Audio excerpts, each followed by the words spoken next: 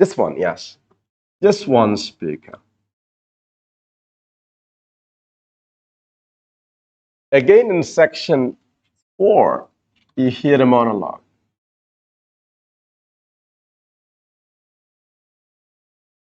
So just one speaker. Since it's a monologue, just one speaker. However, the difference is this monologue in section 2 would be non-academic. Non-academic.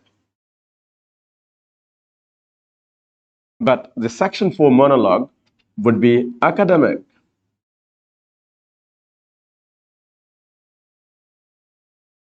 If you remember the structure of the test, you would find it easier to answer questions.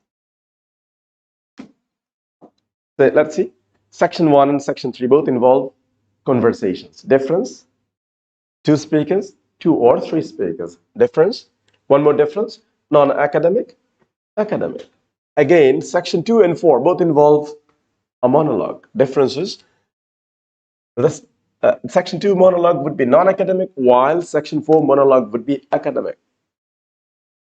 What is an academic monologue, by the way? Anyone? What is it? An academic monologue. What is it? Like a lecture. It's sort of a lecture given by a university, college teacher, professor. Usually a lecture given by a professor on a particular topic in section 4. But what about a monologue which is non-academic? What can it probably be? Any idea? Non-academic monologue. Could be a presentation on a product which has just been launched, or a service. A presentation on a product or service given by just one person, right? So that's the difference between section 2 monologue and section 4 monologue. Each section would be followed by 9 or 10 or sometimes 11 questions. 9, 10 or maximum 11 questions. So on an average, 10 fours are 40 questions will be there in total. And which you have to answer in 30 minutes. The audio, while you write all the answers in the question booklet when you listen to the CD. And you do that in roughly 30 minutes. At the end of the CD, you get 10 extra minutes to transfer your answers from the question booklet to the OMR answer sheet, if you are going to sit for the traditional paper-based IELTS exam. So roughly 40 minutes. 30 minutes of listening to the audio and writing answers in the question booklet. So while you listen to your CD, you write all your answers on the question booklet, not on the OMR answer sheet. Why? Because when you immediately write your answers on the OMR sheet, you are likely to make mistakes. You don't have to rush because you have 10 additional minutes to transfer your answers right, onto the OMR answer sheet. That's the structure. Now, you might be wondering about your score.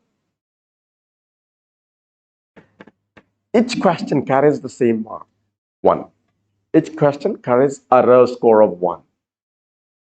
No matter how easy or difficult the question may be, each question carries the same mark, 1. So, for 40 questions, your raw score is a maximum of 40. If you get all correct, 40. Now, your band score depends on the conversion table. It varies. The conversion table, there's no fixed conversion table. It varies, slightly varies from one exam to another. Okay? But the variation is only minimal. Small variation, but there's no one fixed conversion table. If your target score is, let's say, 7.5, you should be looking at roughly 33, 34, 35, correct. It depends. It varies from one exam to another, from one week to another. Now, that's the structure of the test. Now, in section 1, you always hear names and numbers. Names and numbers are very common. Now, let me take it off. Any questions on the structure of the test? Any questions? Yes, go ahead. Uh-huh. Sorry, section 3? Section 3. Okay, in section 3, you hear a conversation and the number of speakers can be either 2 or 3. But in section 1, the conversation involves exactly 2 speakers, and this is non-academic. While in section 3, the conversation would be academic. Academic conversation between 2 students or 3 students, or between 2 students and the teacher and the tutor.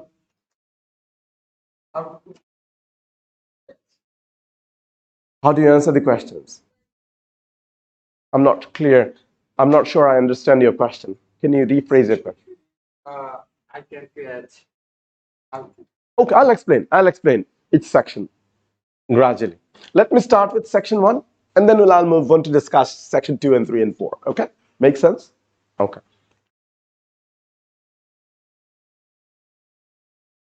Yes. There's no difference between GT listening test and academic listening test.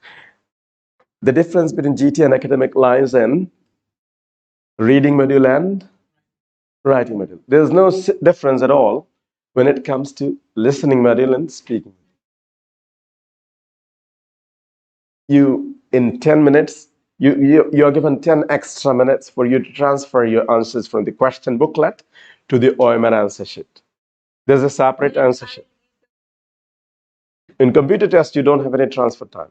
You write your answers, click your answers immediately, or sometimes you get to type your answers immediately. No transfer time. But I'm talking about the traditional paper-based exam. If you'd like to sit for the paper-based exam, you get 10 extra minutes at the end of the CD for you to transfer your answers. You understand? Okay. In section 1,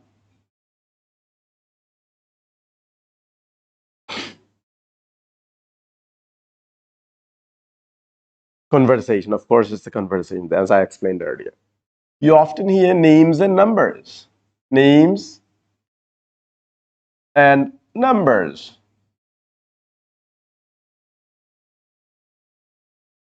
Now, some names are spelled out in the audio. The speakers spell their names. Some names are not spelled. Now, if the names are very common, they would not spell the names. If you come across a name which is very common, it would not probably be spelled. So they expect you to know the correct spelling, correct English spelling, not the way you spell it in Bangladesh. There are certain names that are common in different cultures. For example, Irene. Irene is a name which is common common across different cultures. In Bangladesh, USA, UK, Australia, it's a very common name in different cultures. If you spell it the way you spell it in Bangladesh, your score would be 0. They expect you to use the correct English spelling. So names, an example, Irene. In Bangladesh, you probably spell it like this, I-R-I-N. But you have to use the correct English spelling, which is I-R-E-N-E.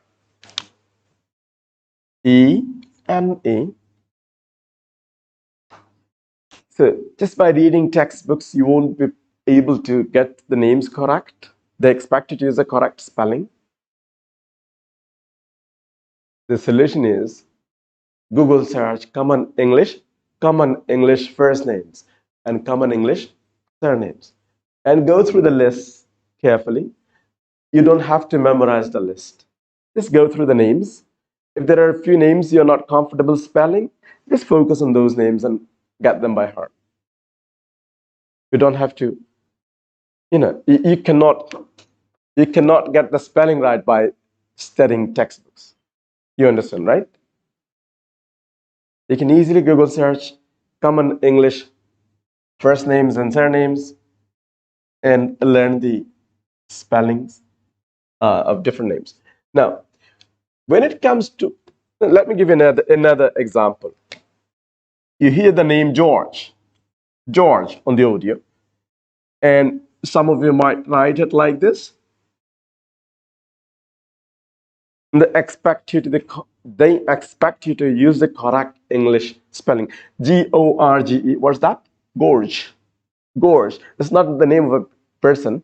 It's a narrow strip of a river with very steep banks. That's gorge and not George, right? So they expect you to use correct English spelling. By the way, in listening and reading tests, these two modules, your score is either for every question is either 0 or 1. Nothing in between 0 and 1. Score is either 0 or 1. To get 1, you've got to get your spelling 100% correct. To get 1, you've got to get your grammar 100% correct. If there's a minor mistake in spelling or grammar, your score would be 0. Now you might be wondering, why grammar? Is there a separate grammar test and listening test? No. There's no separate grammar test. However, grammar is inbuilt in many of the questions. You want to see how? Okay.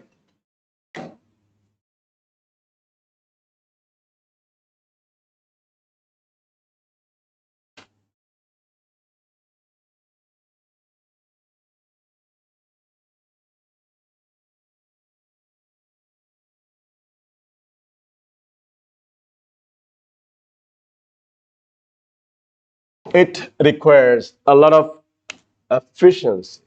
That's what probably you hear in the audio or CD.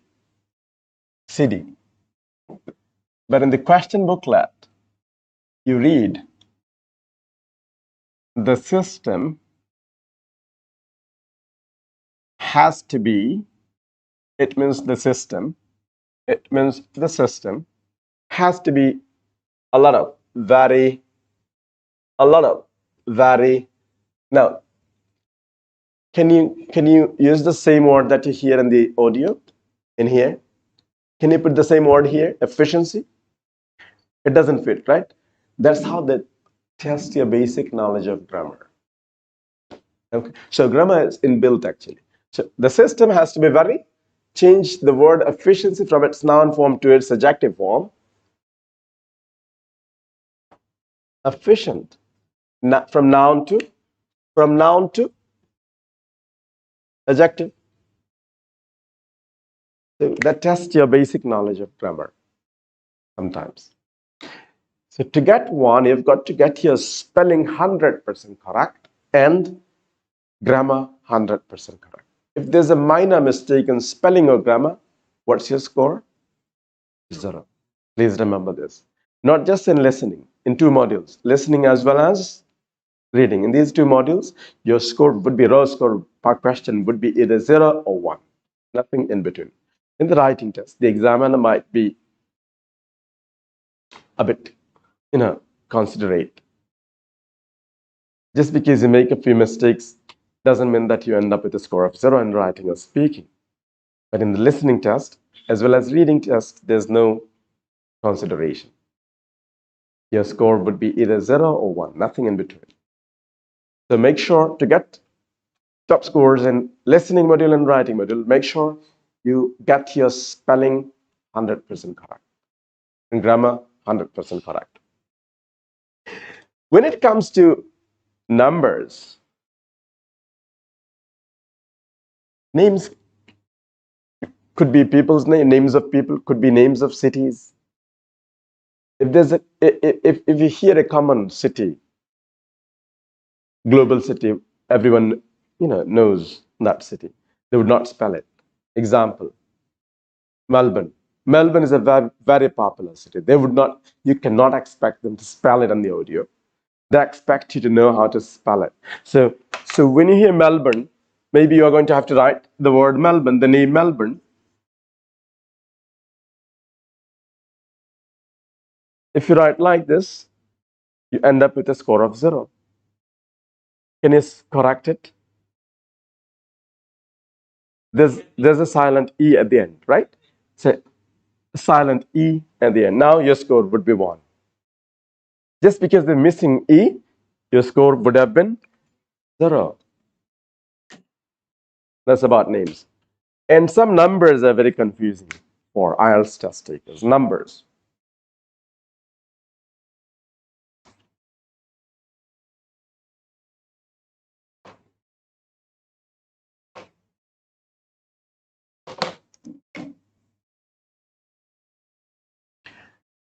Numbers can be cardinal numbers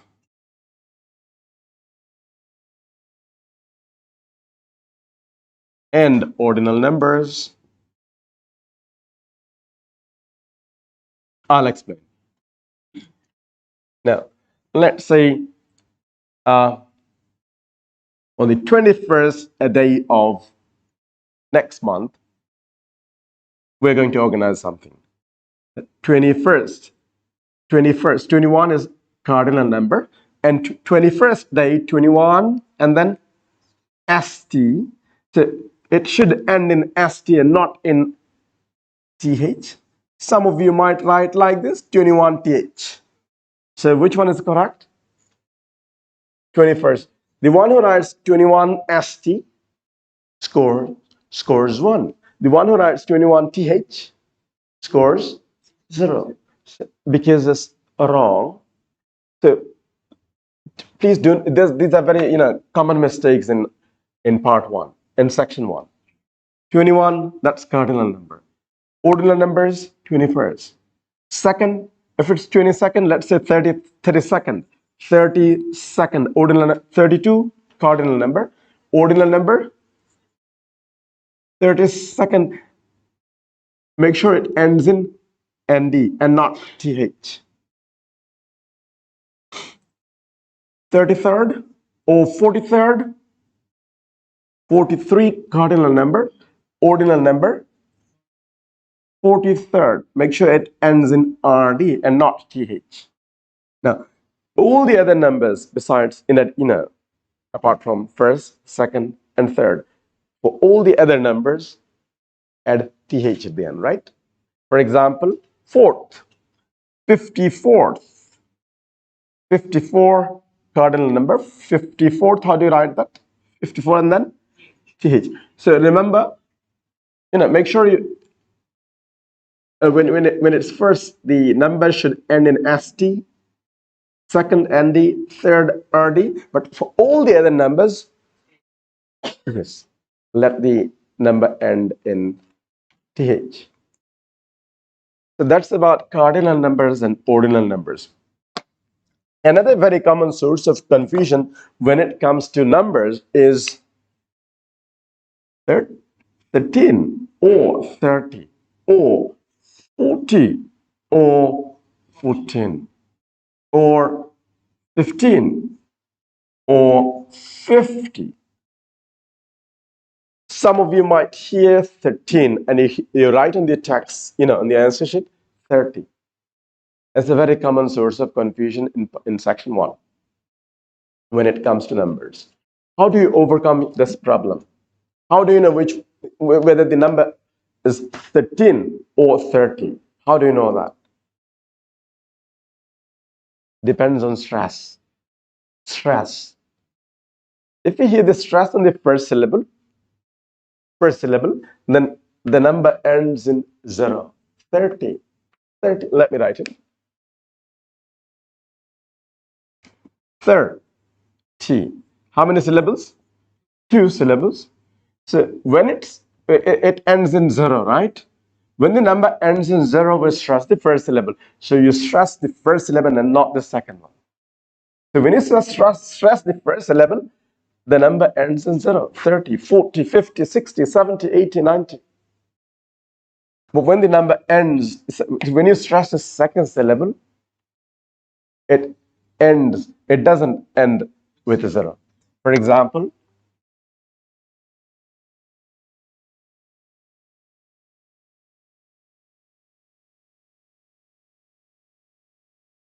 So which syllable would you stress here? Second one? 13. 13. You stress 13 and not 30. Now, some of you might wonder, you might be thinking you would pay attention to the last N.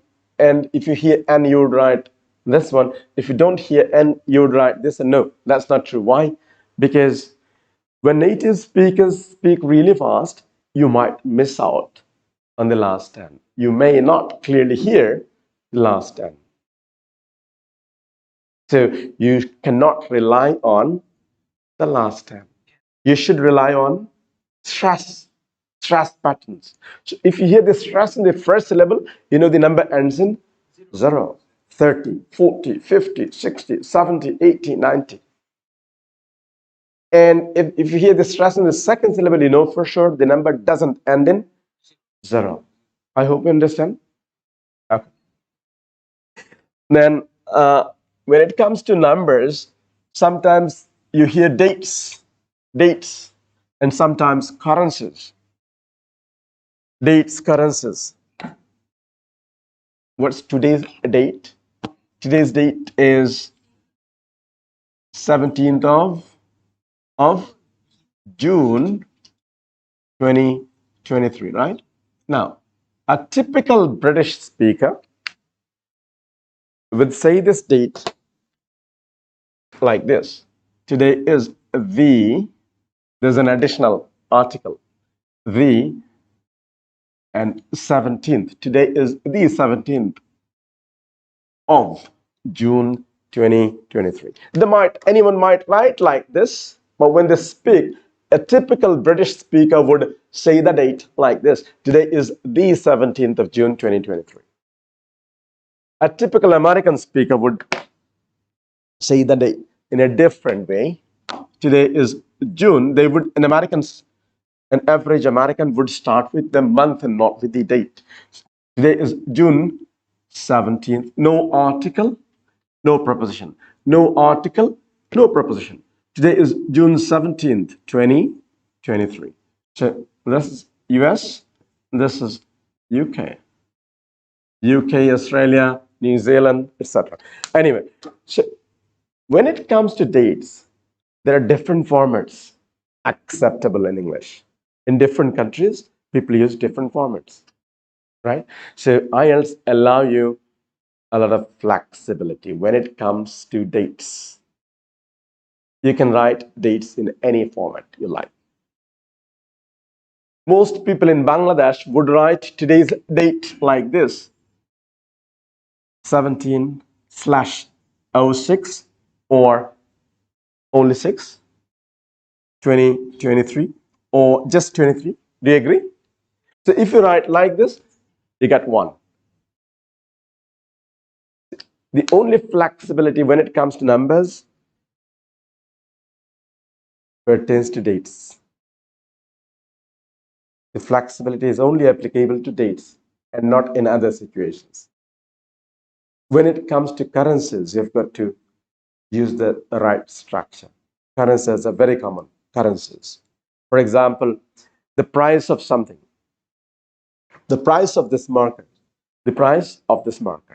it costs me $1.50. $1.50. So, or $2.50. Let me write it.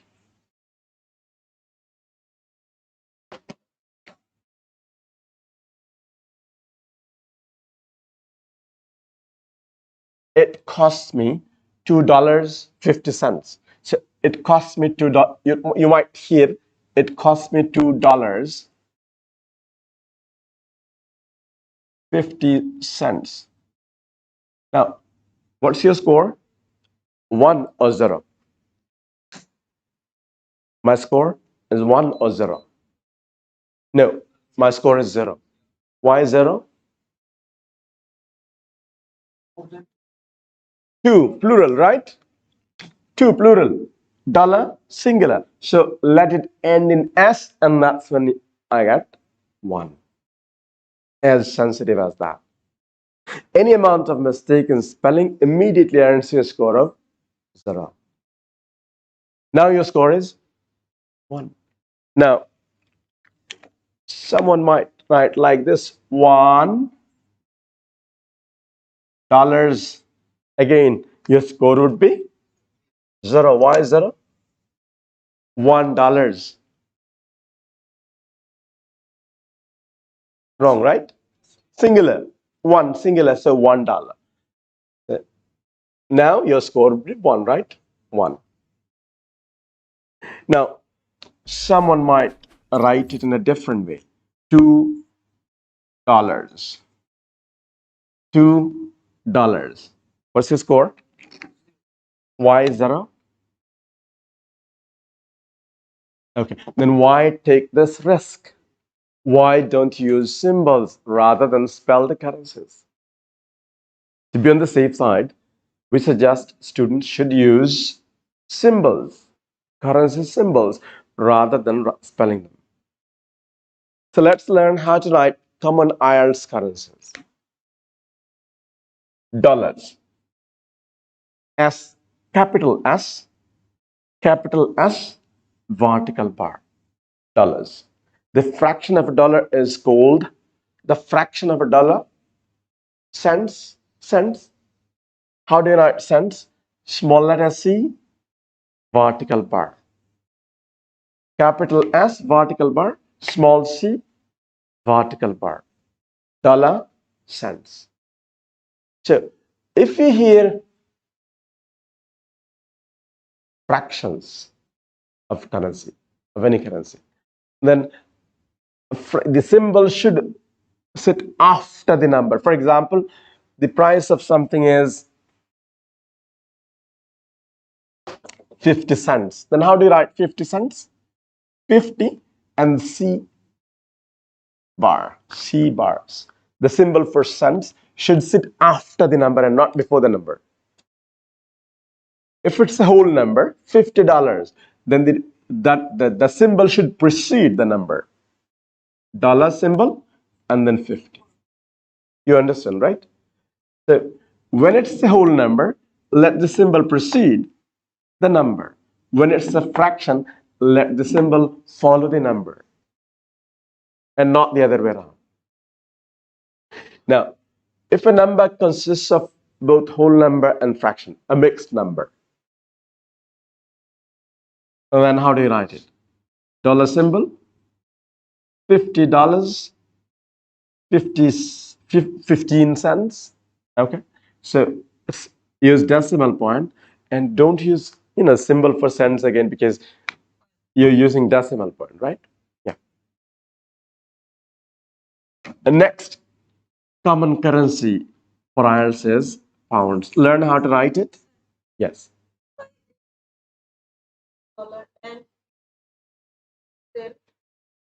Equally correct. That would be accepted provided your spelling is 100% correct.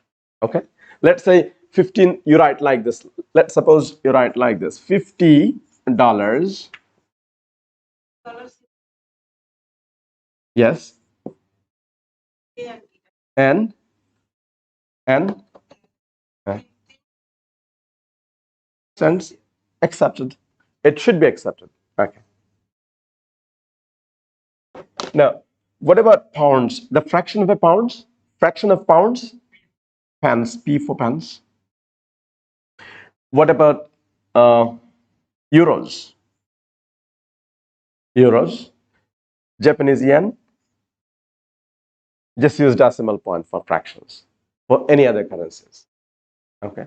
Now, these are the most common IELTS currencies. Most often, the currencies that you get to hear an IELTS listening test would involve one of these currency symbols. So learn how to write them, so that you don't make any, you don't risk losing your score by using wrong spelling. That's all about section 1. Now, these are the common problems that students face when it comes to section 1 in listening test. Let's now look at an exercise for section 1, and you will have a better understanding. You will be able to relate.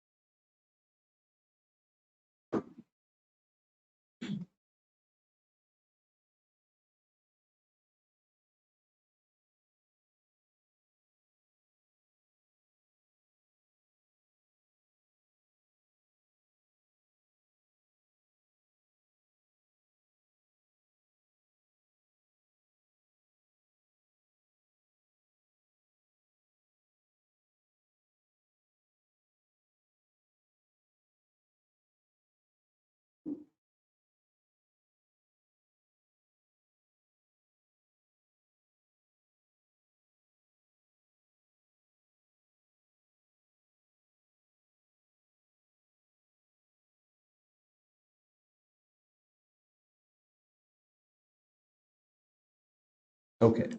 This is a complete section exercise on section 1. If you read the instructions, it says, listen to the telephone conversation between a student and the owner of a paragliding school and answer questions below. A telephonic conversation.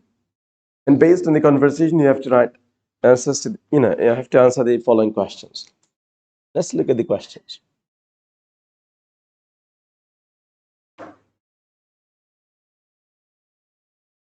Question 1. How much is the beginner's course? To be able to answer a question like this, or any other question for that matter, you would find it very helpful when you pre-read the questions and underline the requirement of every question before the audio starts, not after the audio starts, not after the CD starts. Before the CD starts, you should be able to quickly skim through the question and underline the requirement of every question. What is the requirement of this particular question? Let me enlarge it a bit so that you can see this easily.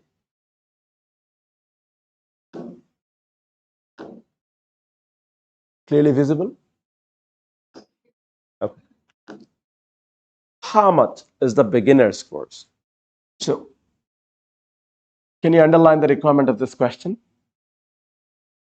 How much? Fine. Okay, how much? Now, okay, someone said how much. Let's focus on how much only. Now, in the audio, you hear $190, and you think probably this is the correct answer. Then again, you would hear $320. Then you think, no, perhaps B is a better choice. And again, when you hear $330, you are totally puzzled because you failed. You know why? Because you failed to underline the requirement of the question. There are two requirements of this question. What are the two requirements? How much plus beginner's course? From the phrase, without listening to the audio, I know for sure that there are different levels of course, right? One level is beginner's course.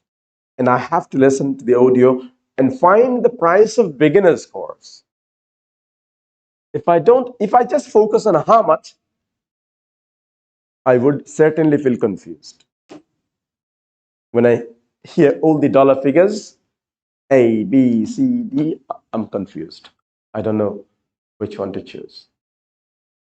So, in the listening test, to do well in the listening test, it's extremely important that before the audio starts, you should be able to quickly skim through the questions and underline the requirement or keyword for every single question.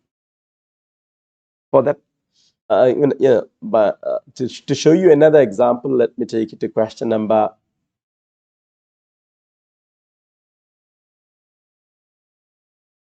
Let's focus on question number 9.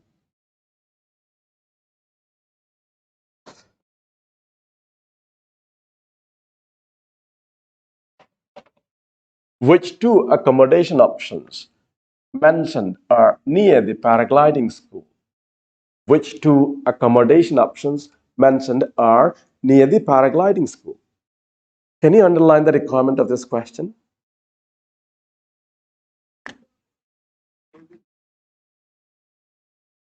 Accommodation options. How many? Two, and near the paragliding school. So these are the two requirements, right? Two accommodation options. Now, if you by mistake only focus on two accommodation options, you get to hear all of them and you feel confused. So to do well in the listening test, it's extreme. You will find plenty of tips in different websites given by different teachers in different textbooks. But there's one tip, I call it a golden tip. What is it? Pre-read. Always pre-read. If you remember just one tip, You can ignore all the other tips in the listening test. Pre-read. Pre-read questions. That means before the audio starts, you should be able to quickly skim through the questions. Of course, time won't allow you. You only get 10 seconds, 15 seconds, 20 seconds to go through the questions in a subsection. Let's say 4 or 5 or 6 questions in a subsection. You have 10 to 15 seconds for that. Now, in 10 to 15 seconds, do you think you will be able to read all the answer choices as well? You won't have time to do that. So you read the question, main statement, question statement, and underline the requirement or keyword for every question. If we can effectively identify the requirement of every question, you will certainly find it much easier to answer questions in the listening test. So I cannot overemphasize the importance of this tip to be able to pre-read questions. I hope you understand what I mean by pre-reading questions. So to answer a question like this, you've got to focus on accommodation options which are near the paragliding school. Okay. Now, since we know the requirement, let's now listen to the audio and can you clearly see the options, multiple choices? Let's listen to the audio and find the 2 accommodation options that are near the paragliding school. Let's listen. I think you have to, yes.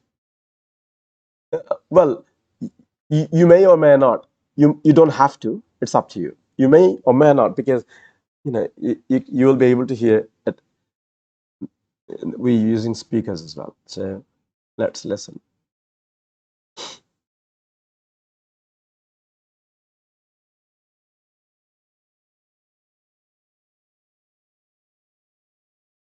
Question 1.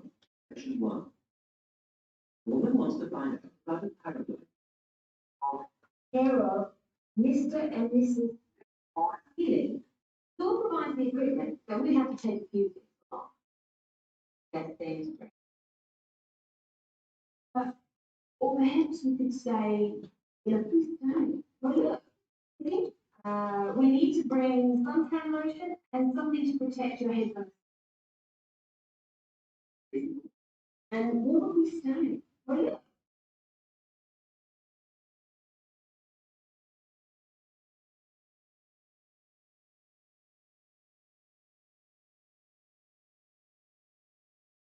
So just look at the choices and listen to the audio and choose the 2 accommodation options which are near the paragliding school. They seem to operate in campsite too, because it says here that it's only $10 a day to pitch a tent. And that way, they quite good for being cheaper. Or perhaps we could say, bed and breakfast nearby. It gives a couple of names here we could read. Hotels and youth hostels would all be miles away from the farm and garden. No, I agree. But let's do the tent and pray for good weather. Let's do it. What about next weekend? No, I can't. We're going on a job. You got your answer? And then You got your answer? Which 2 options? G. G. Which one is G? Chip Patel? Do you think G is an answer? Okay. One more. B for youth hostel. Let's listen again. Let's listen again.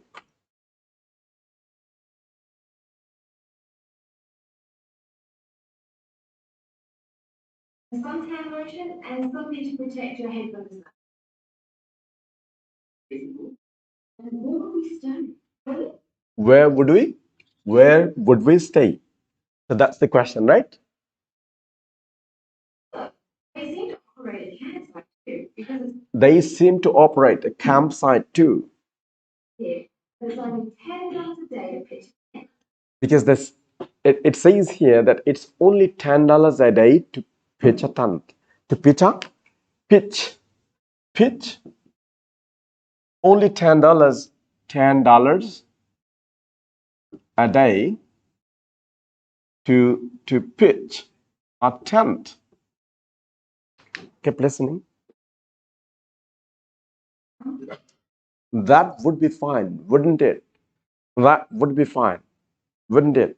That means they opt for, they choose camping.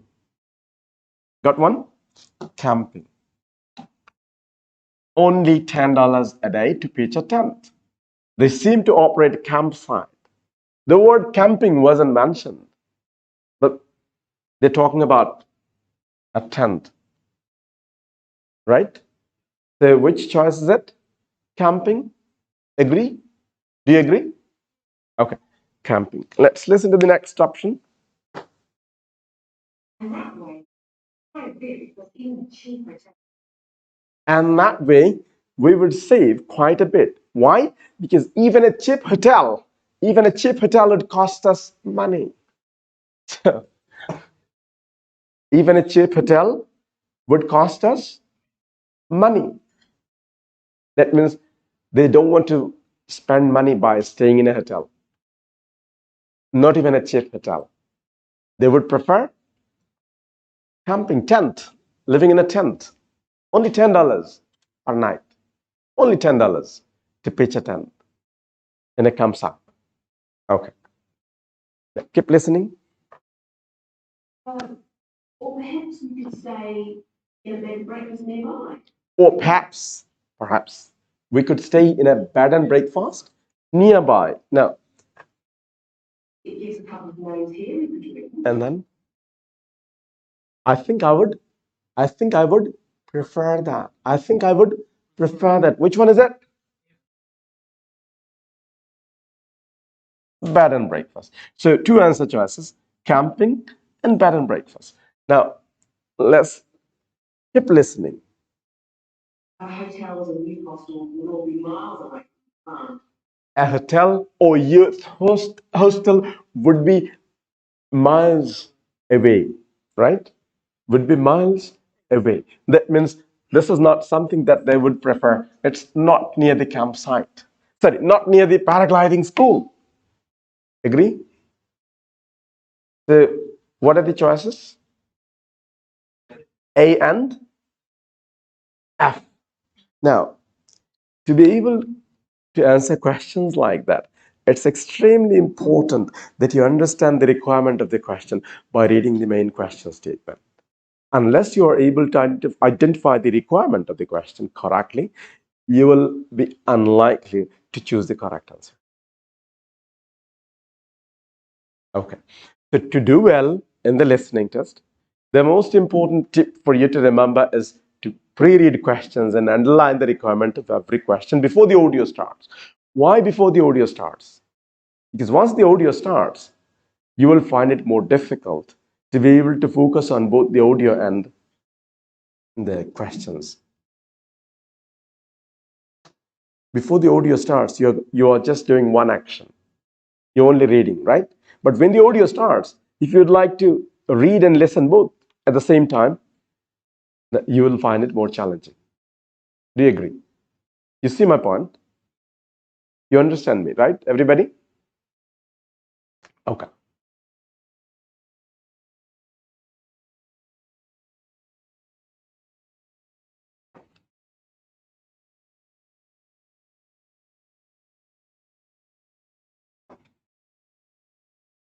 That's about section 1. Let me show you one more thing from section 1.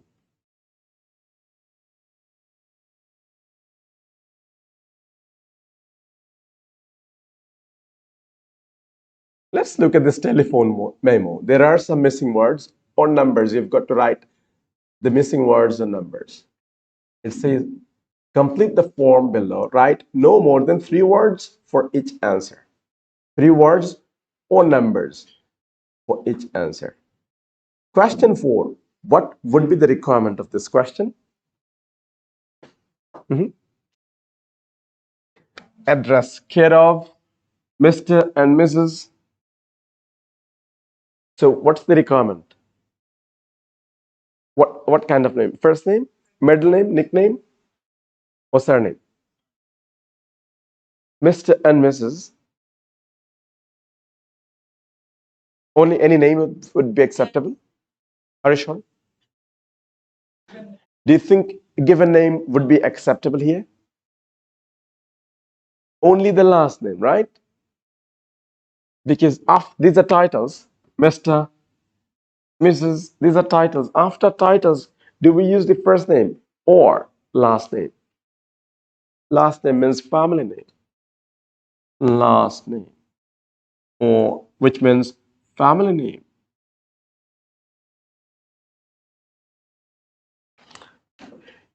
So we're not going to listen to the whole audio because we would like to learn the important, techniques of doing well in the test. We are not here to listen to the full audio.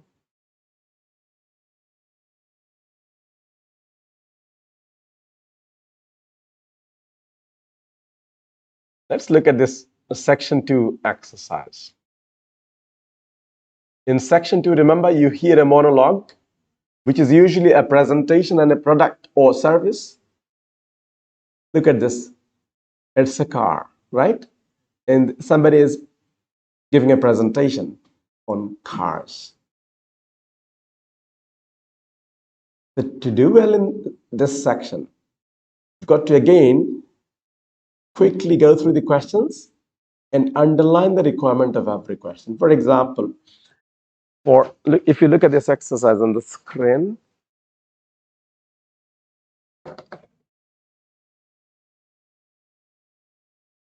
there are two different types of car.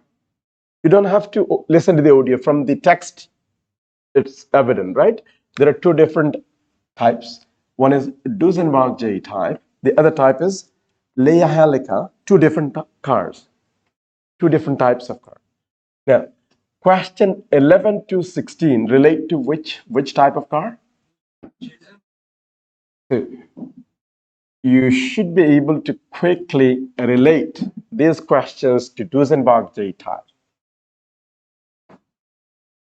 Don't wait until the CD starts.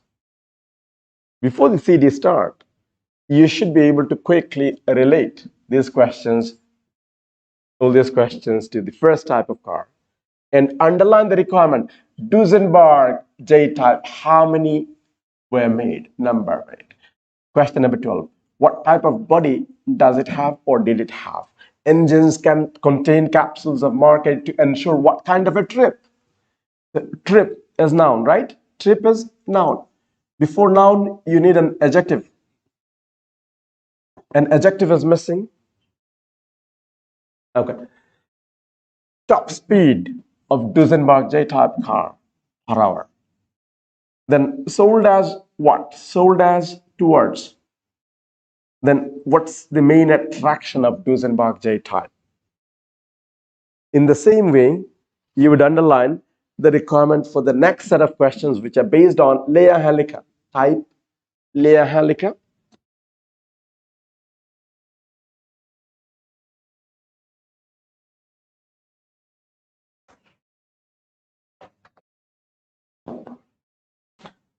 Leia Helica number built. That means questions 17 to 20 are related to Leia Helica, the second type of car.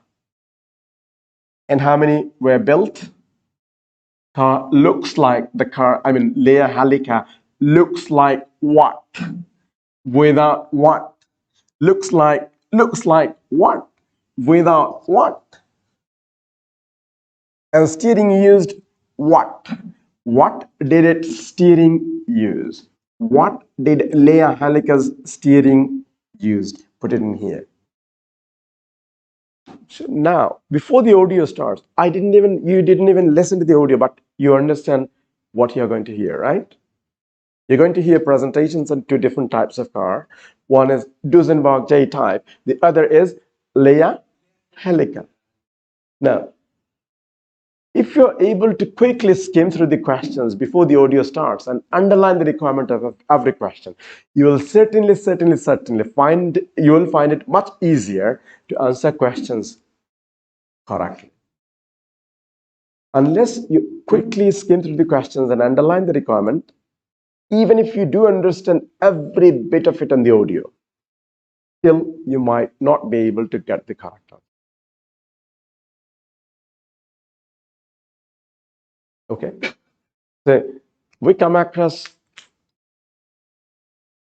participants or IELTS candidates with very strong proficiency in the English language who end up with an average score in IELTS exam. Average score. And then again, sometimes we meet participants or candidates with average proficiency in English, getting an above average score. What makes the difference is the techniques, strategies, right? The strategies. So if you know the right strategy, you will certainly find it easier to answer questions, no matter whether it's a mock test or live test, real test. Now, let's practice writing answers to some of these questions from section 2. Remember, section 2 involves a non-academic monologue, which is a presentation. Usually, most often, it's a presentation on a product or service. Let's listen to the audio.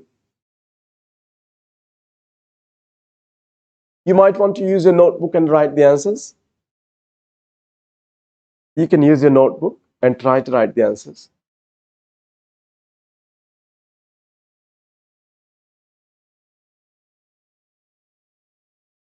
Let's read the instruction first. Use no more than how many words? Always, always, always. Attention, please. I cannot overemphasize the importance of reading the instruction for every set of questions. Why?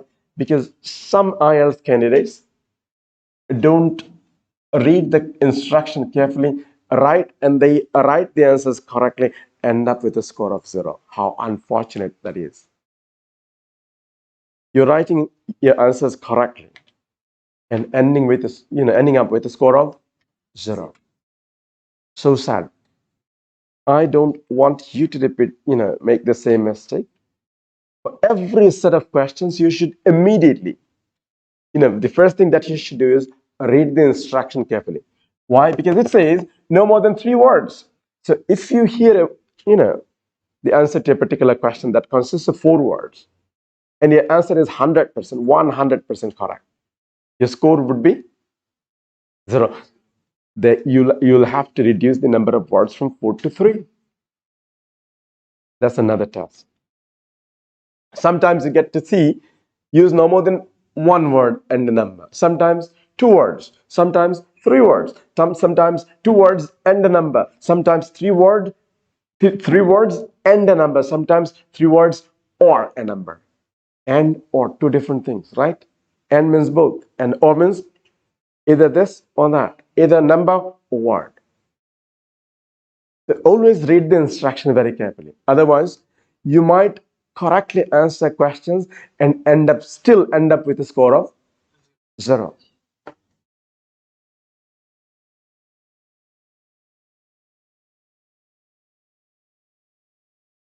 You write 3 words or a number.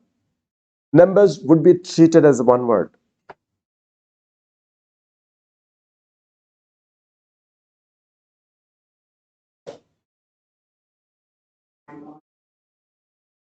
No, I agree. But let's do 10 and pray for the weather. Let's do it. What about next weekend? No, I can't. Going on a Well, you ever report on the radio about racing? Question 11.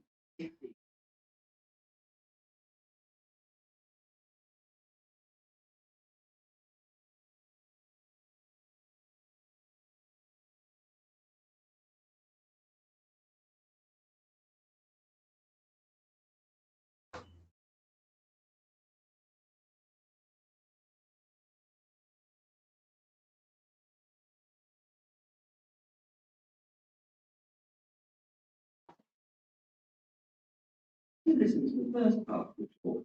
Answer questions 11 to 16.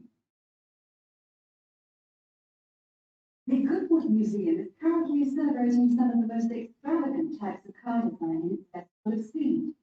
Here's our reporter, Vincent Reed, on site to tell us about some of the cars on display. Well, here I am, standing in front of one of the most prestigious cars ever built, the Duesenberg. Fantastically expensive, luxurious car built in the early part of the 20th century and bearing all the glamorous qualities of jet. You were that? Well, only 473 Duesenberg J-types were ever built. The model here is one of the rarest. Each had a short 125-inch chassis or framework. Body was always in the form of an open two-seater. Technology behind the car's 6.9-litre engine was extraordinary. Featured capsules of mercury in the engines, stored vibration, and provided incredibly smooth ride. In fact, these cars offered unparalleled performance. In an age when 160 kilometers per hour was considered very fast, the Duesenberg promised a top speed of 180 kilometers. To 140 kilometers per hour in second gear. Duesenberg, who designed the car, sold it as a frame and engine. This was typical of the age again.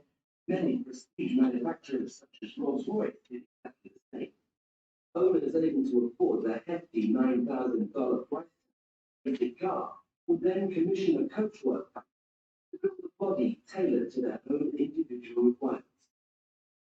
The Duesenberg's great attraction to the driver was its instrument panel, which offered all the usual features, but also several others, including a stop. It was the Duesenberg's technology that lay behind its success in racing, and they dominated the American racing in the 1920s, winning the Indianapolis Grand Prix in 24, 25, and 27. Now for questions 17 to 20.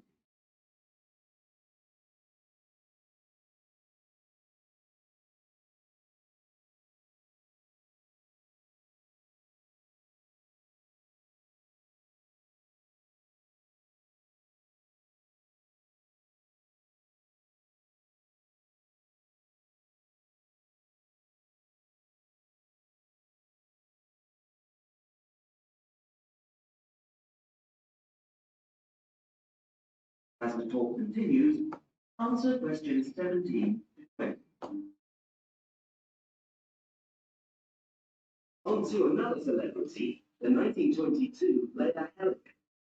Only 30 of these French propeller cars were built, and the model here at Goodwood, which was the fourth to be made, is thought to be the only surviving example still capable of running. The brains behind this car was Marcel Leia, who was an aviation pioneer first and foremost, and the influence of flying is quite apparent in the car. The Leia very strongly resembles a light aircraft, but in this case, it's minus any wings, of course. It's quite odd to think that this car was whirring through France just as the Duesenberg was blasting down roads, 160 kilometers per hour, the Atlantic. The Leias were used regularly in France in the 1920s, were even produced in food and van form.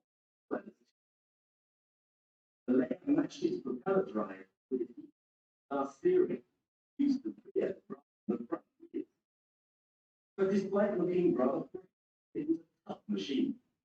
In fact, when troops tried to steal it during the Second World War, the car's baffling design was clearly beyond what could be beat, and it ended up being driven into a tree, breaking the propeller. I hope you could answer the questions, right? All the questions? No? Some of them? Yes? Some of them, okay. Number made. What was the number? 473. Type of body? Open two-seater. Open two-seater. Engines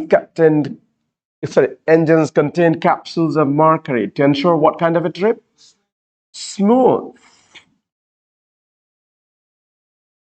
You see how they're testing your grammar. On the audio you heard, what you heard was an incredibly smooth ride. Trip, ride.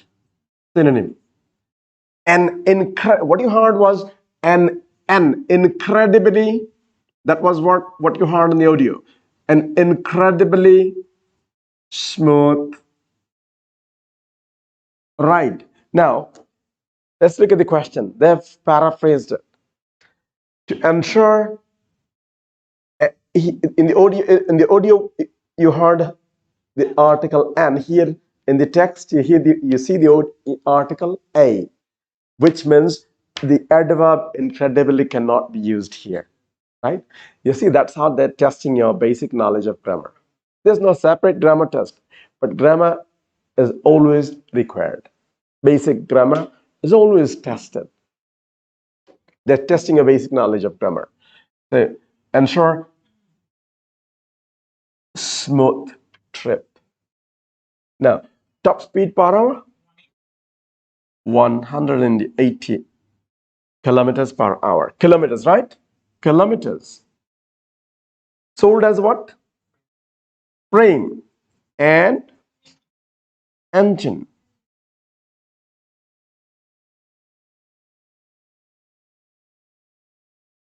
km is acceptable.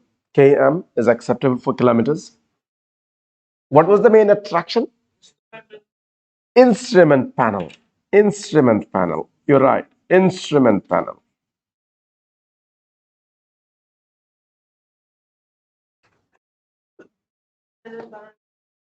PA. Oh, PA single N.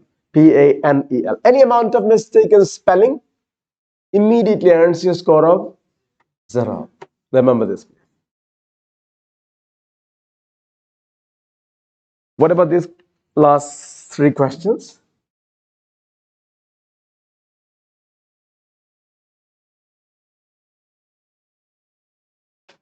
Number built. How many? 30. Only 30. And looks like on the CD you heard resembles. Resembles, right? Resembles. So you often, very often, you come across paraphrases, synonyms and paraphrases. Sometimes they use synonyms and then sometimes they use paraphrases. Looks like, resembles. Same thing. Looks like what? Resembles what? No. Resembles what? A light aircraft. A light aircraft.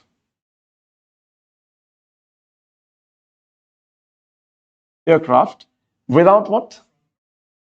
Minus any wings in this case. Minus means without. Minus means without.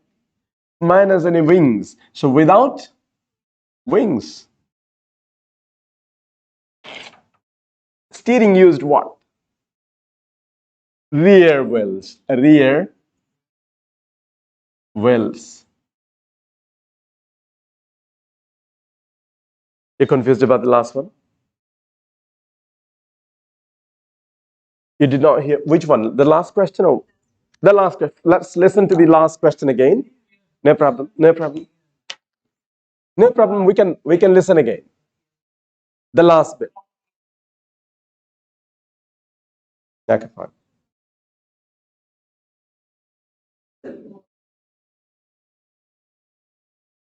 Now for question 17.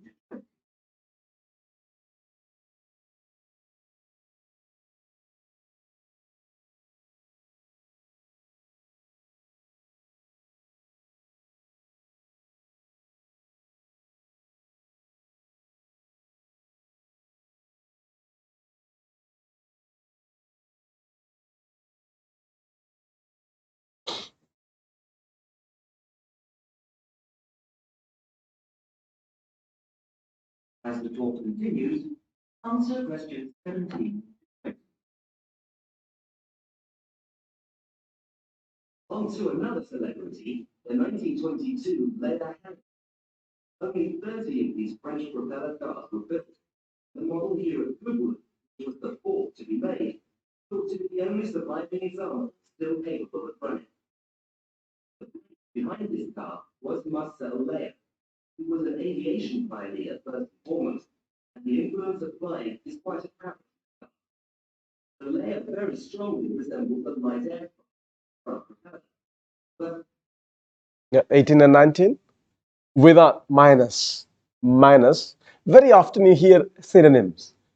Minus any wings. So without any wings. Or just wings. it's minus any wings. It's quite odd to think that this car was whirring through France just as the Duesenberg was blasting down roads at 160 kilometers per hour across the Atlantic. The layers were used regularly in France, even produced in food and battlefield.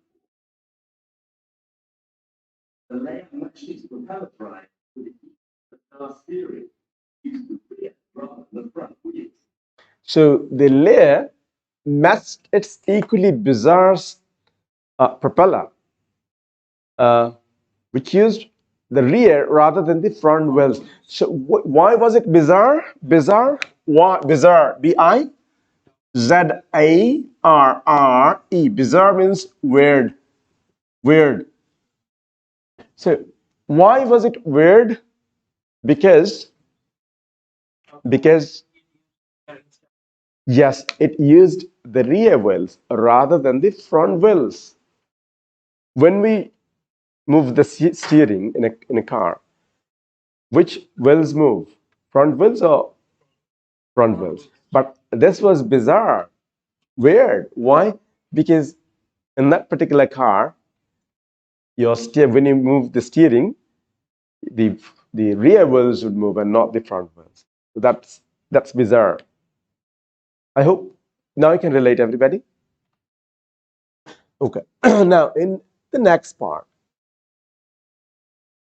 I mean in section 3, sometimes in section 2 as well, you come across pie charts, line graphs, bar charts, tables, etc. These are common in listening test as well as in writing test. In writing test, if you're an academic candidate, you get to describe for task 1, you get to describe a graph or chart or table, right? You know that, right? Okay.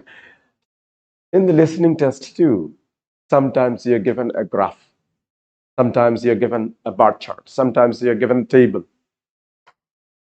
And there are many students who find it difficult to answer questions based on graphical diagrams, like a graph or bar chart or pie chart. You will certainly find it in a class like this. We teach our students some techniques, by using some strategies or techniques, by following which you can easily answer questions that are based on graphs or bar charts or tables or even pie chart. Just look at this pie chart. We don't know what the audio is. We haven't listened to the audio yet, right? Just focus on this question. Which chart shows, question 23, which chart shows the percentage of cinema seats provided by different cinema houses? What does a pie chart usually show? Pie charts show what? Percentage or proportion. Percentage or proportion. Percentage or proportions.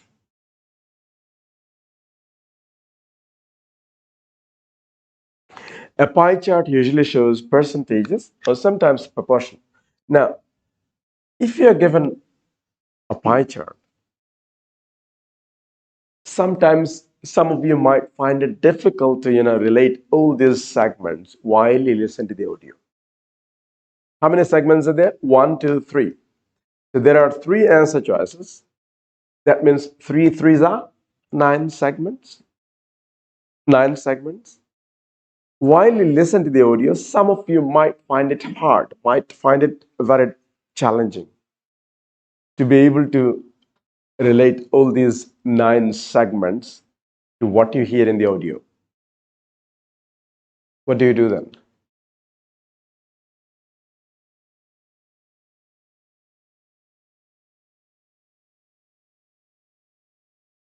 Of course, there's something we can do about it. Any idea? In let's look at option A. What's the largest segment in section A? What? Roughly 50%. Roughly, we're not sure. Could be 50, could be 49. Roughly, let's say 50%. What about this one? Two-thirds, or 75%. 75%. Okay. What about this one?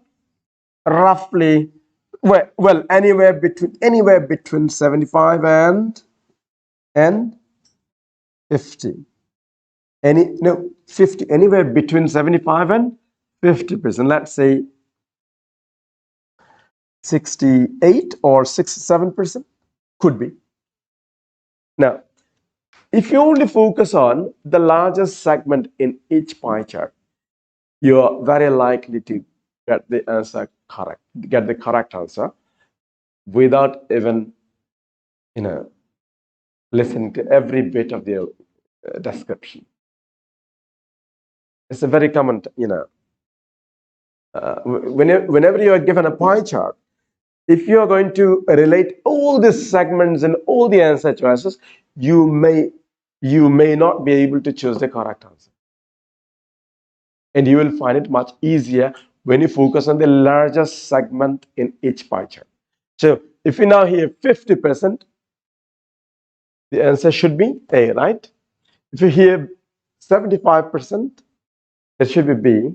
If you hear, let's say, 68 or 69, anywhere between 75 and 50%, answer should be C. It's a fairly simple question. Why simple? Because there are only 9 segments. What if you had 4 answer choices, A, B, C, D, 4 choices, each section, each pie chart comprising of, let's say, 5 segments. So how many segments in total? 4 5s are 20 segments. Now, imagine you are listening to the description of a pie chart and there are as many as 20 segments in it. Don't you think it's extremely challenging to be able to relate all these 20 segments to the audio? What do you do then? No, don't skip the question. Don't skip the question. What you might do is focus on the largest segment in each pie chart. There's no guarantee that you will get the answer, but you will very likely get the correct answer by focusing on the largest segment in each pie chart. Now, that's what you do when you're given a pie chart. Now, if you are given a graph or a bar chart, what do? Let's look at this bar chart.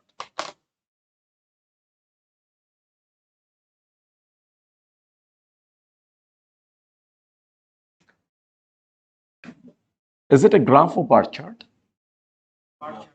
Bar chart. Typing mistake, bar chart. Which bar chart shows the relative popularity of different cinemas? So there are 3 different cinemas: Complex, Park, and Odeon. 3 cinemas. And the question asks you to choose one of them, A or B or C, depending on the description that you hear in the audio. Which bar chart shows relative popularity of different cinemas? Let's analyze this question without listening to the audio. No, without listening to the audio. Because audio means CD.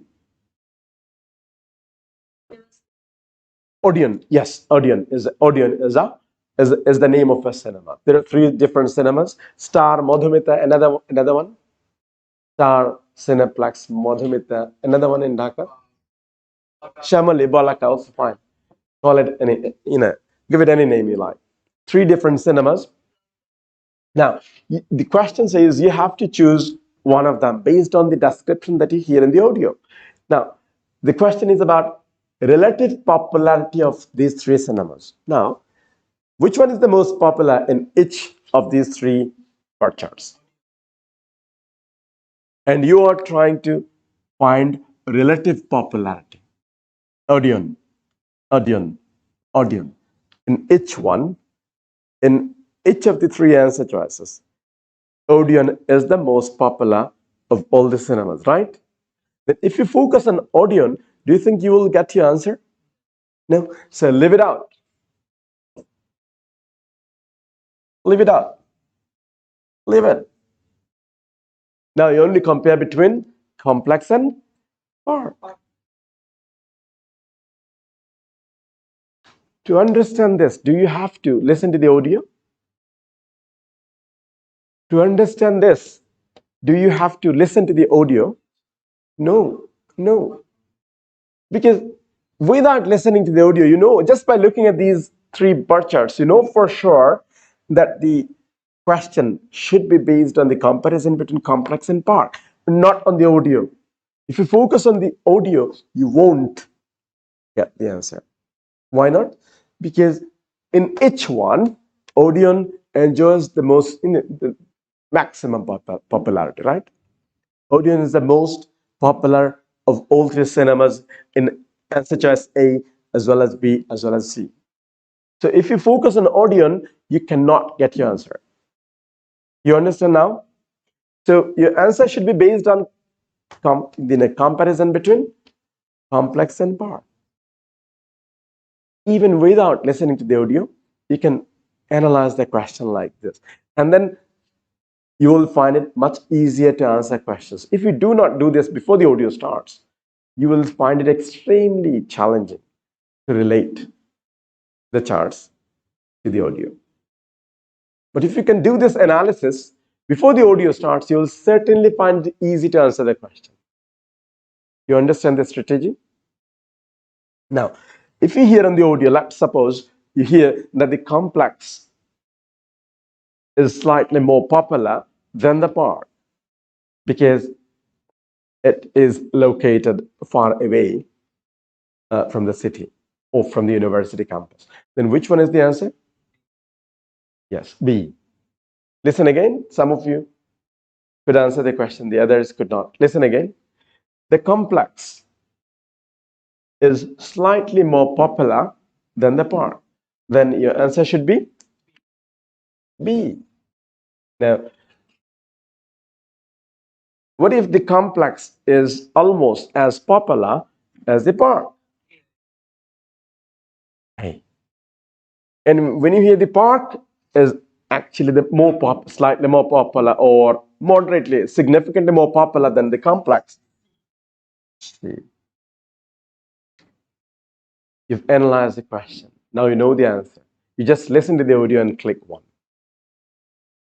You understand the strategy? The technique to answer questions that are based on bar charts. You should do this analysis before you hear the CD. After the CD starts, you cannot do this. And you will find it extremely difficult to answer questions based on bar charts as well as line graphs, unless you do this analysis before the audio starts. Okay, so let's look at a graph.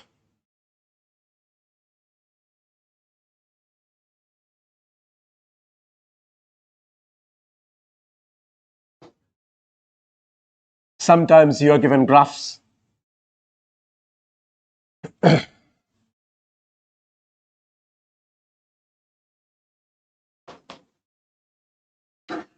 without listening to the audio. Let's analyze this question. Let's quickly analyze this question. The question says, which graph shows competitive attendance for cinema and theater? Which one is cinema?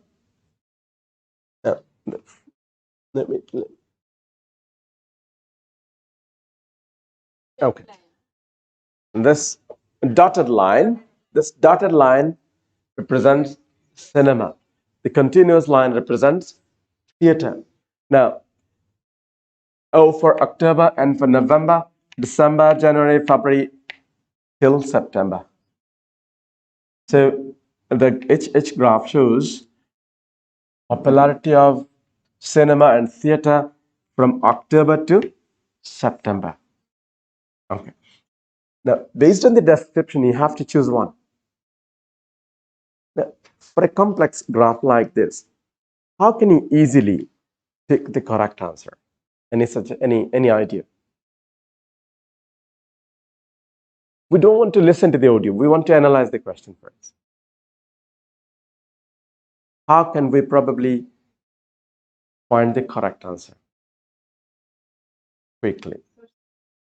You didn't hear the description. How do you know it's C? I'm not asking you to give me the answer because you didn't even listen to the audio. My question is, how can we easily find answers for questions that are based on graphs like this? What is the most significant in this particular graph? What is the most significant point? Which one? No. This point? What do you call this point? Pick. What about the second one? Pick. Pick. This one? This one? Pick. Now, if you only focus on the word pick, you will probably be able to answer the question correctly. Most probably. But there's no guarantee. Most probably, just by focusing on the word pick, you will be able to get the correct answer. Because that's the most important point in each graph, right? In each of these three graphs, this is the most important point. Do you agree? Okay. Then do you think in the audio they would miss out on the description for pig? They would not. They would skip it. Do you think there's any reason why they would skip the description of pigs? No, they would not. They will have to describe the pigs because these are the most important points in each of the graphs. So if you only focus on pigs, you will get the correct answer. Probably you will get the correct answer. Now, what if the graphs don't involve pigs? That means to be able to answer questions correctly that are based on graphs, you should know the the vocabulary that are used to describe different types of graph. Now, here the focus would be on pig. But what if you're given a graph like this? Attention please. What does it show? Increase, right? And this is a decrease. Now, what about this bit? This blue part of the graph? Leveled off. Okay, let me write leveled off. Leveled off. Any other words? Constant is, well, constant is not wrong, but that's not the precise vocabulary. This is constant, right? Constant means no change. Constant. It remained, production or whatever it is remained constant. That means it didn't change. But here I see change here, increase. And then from this point to this point, decrease. Then what about this blue part of the graph? The blue tip. Leveled off is correct. Any other words? Another word is plateau. Plateau. Plateau, or you will hear production, whatever the subject may be, the graph plateaued. Or the graph leveled off, or production leveled off, or production plateaued, or production reached a plateau. So unless you know the word plateau or level off, do you think you will be able to choose the correct answer? Unless you know the vocabulary? So there are some common vocabulary words that we need to know to be able to answer questions that are based on graphs. Some common vocabulary used in describing graphs. Let me write them here. You've got one here, another one. This is a decrease, right? Here, something increase. What about this bottom part? This bottom part, the black, the black part, level of is rather used in a situation like this, where initially there was an increase, and towards the end of the period there was a decrease, and in between the two periods, the production or whatever it is plateaued or leveled out. But when you see a decrease initially, and towards the end of the period you see an increase, and between these two years or months, production remained constant. Then constant would not be the precise vocabulary, because here I can clearly see changes, right? So what would be the right word to describe this part of the graph? Anyone? There are two words that are commonly used in describing this part of the graph. One is stagnate, and another is stabilize. Stabilize in a positive sense, and stagnate in a negative sense. Stagnate sense is negative. Stabilize in a positive sense.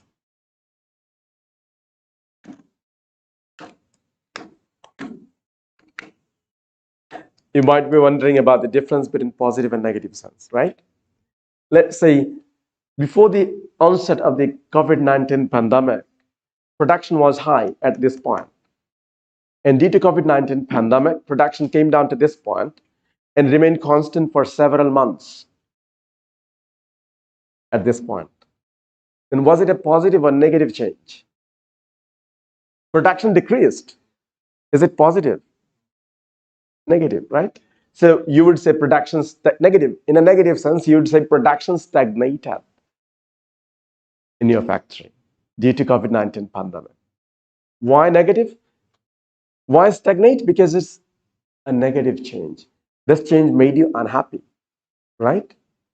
Now, what if you're a consumer and you buy a product and its price was high before the pandemic, but with the onset of the pandemic, the price of the product came down to this point? Now, is that a positive or negative change for you? If you're a consumer, you buy that product and the price came down, that's a positive change, right, for you? So then you would say price stabilized, whereas production stagnated. Can you relate, everybody? Can you relate? Yes? Okay. So unless you know what plateau means, unless you know what stabilize or stagnate mean, would you be able to choose the correct answer based on a graph? So when you are given a graph, you should know some common vocabulary. And you will find this helpful in both listening test as well as writing test. In the writing test, you get to describe graphs like this. In the listening test, you might hear the description of a graph. So unless you know the vocabulary, you won't be able to choose the correct answer.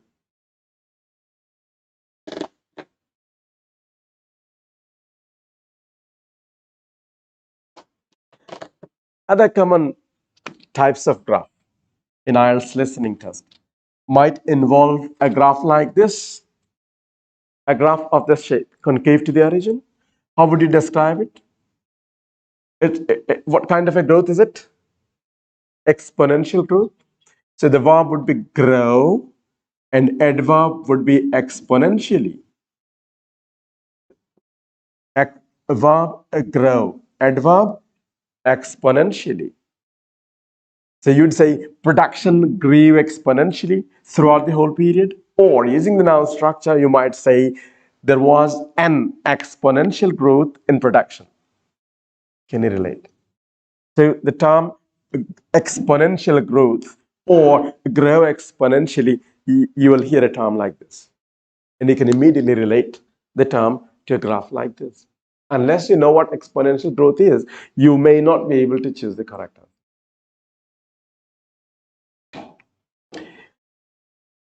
What if you are given a graph like this? The word that you hear in the audio would be fluctuate. Fluctuate. But it only when the graph is parallel to the horizontal. Rise and falls repeatedly, right? Fluctuation. However, this is not fluctuation. Or this is not fluctuation. You would hear the word fluctuate or fluctuation only when the graph is parallel to the horizontal axis. But if it's not parallel, the term would be different. This is an upward trend. For a graph like this, you would hear the term upward trend. The opposite of upward trend would be downward. So if you hear fluctuation, you know it's this middle graph the middle one, right? If you hear upward trend, it's the top one. If you hear downward trend, it's the bottom one. Now, unless you know the difference, you might think this probably is fluctuation. Actually, that's not fluctuation. Of course, there are fluctuations. There are so many fluctuations, but in the audio, you won't hear fluctuation to describe this graph. You hear upward trend.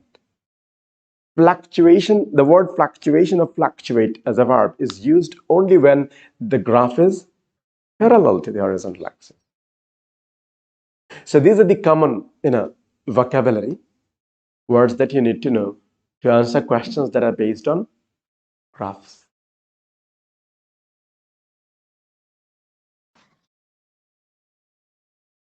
Due to time constraint, I'm not going to play the audio. I would love to play the audio and do this full exercise, but due to time constraint, I'm unable to play the audio. But I hope you got some important tips as to how you can improve your score in the listening test, right? If you are given a bar chart, what do? You compare the bars before the audio starts. If you are given a graph, you should know some common vocabulary and relate those words to the different segments of the graph. What if you are given a pie chart? You should focus on what? Which segment? Largest segment? Yes, large. If you focus on the largest segment, you would probably get the correct answer just by focusing on the largest segment in each pie chart. Okay. So remember these tips and you will be able to do well in the listening. Last section, in section number 4, what do you hear? Monologue, which is a lecture, right? Let's just look at a sample exercise. But then again, I'm not being able to play the audio due to time constraint.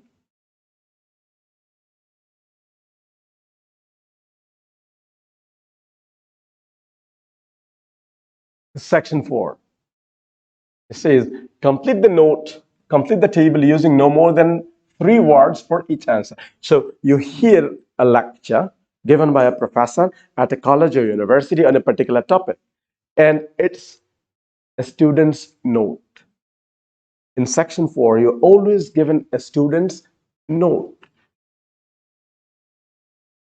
When you take notes in a lecture, when you attend a lecture and take notes, do you write complete sentences or just notes?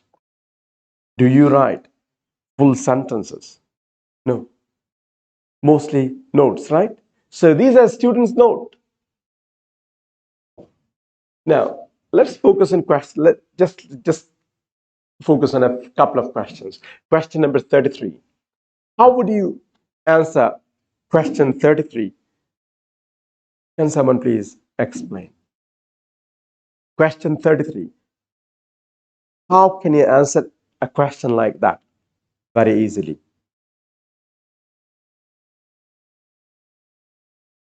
If you're given a table like this, to answer question number 33, what would you focus on?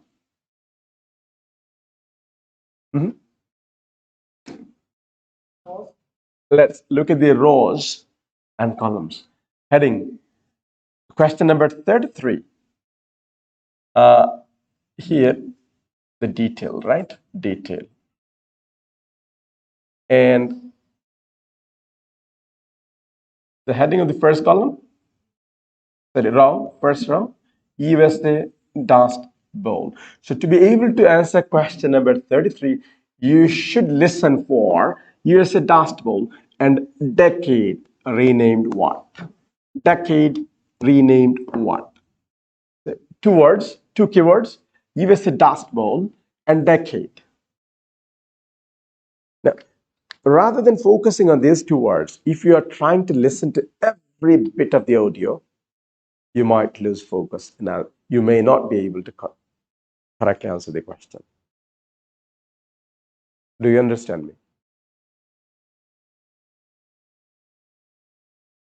Or, for example, if you'd like to answer question number 36, it says, in Sahara, increased wind erosion has occurred along with long-term something. So, what keyword would you underline? Sahara and wind erosion and long-term. So you focus on these three words and you can easily find the correct answer. And this is what you should do before the audio starts, because time won't allow you to do all these things after the CD starts. It's difficult. It's easier when the audio is not playing. So the audio, before the audio starts, you should be able to quickly skim through the student's note and underline the requirement of every question just the way I'm showing you. And then you will be able to answer the questions correctly. Listening is closely related to speaking module, right? Would you like me to discuss the next module? Would you like me to discuss speaking or a different one? What's your suggestion? Writing, no problem. Writing.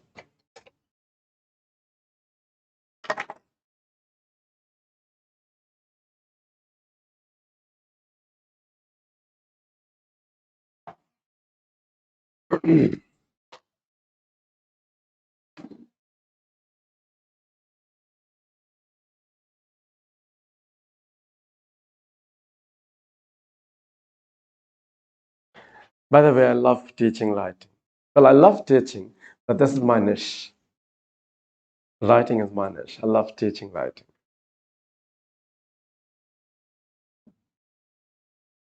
In this test, in this particular module, you are given two tasks, right? Task 1 and task 2. For task 2, you always get to write an essay. Both academic and GT students will have to write an essay. However, task 2 would be different for the two streams. For academic students, you'll be asked to describe a graph or sometimes chart.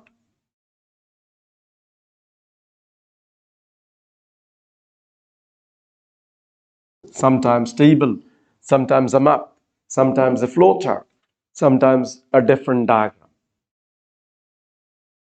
etc. However, if you're a general training candidate, you will be asked to write a letter, which is very often a formal letter.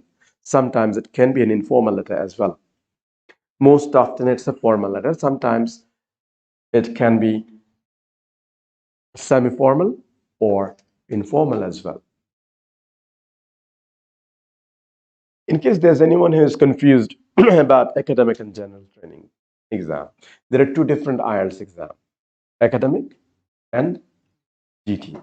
GT for general training. Purpose, it depends on your purpose. If you're a student or a professional, but you would like to study abroad, your purpose is to study abroad, then you have to sit for academic test.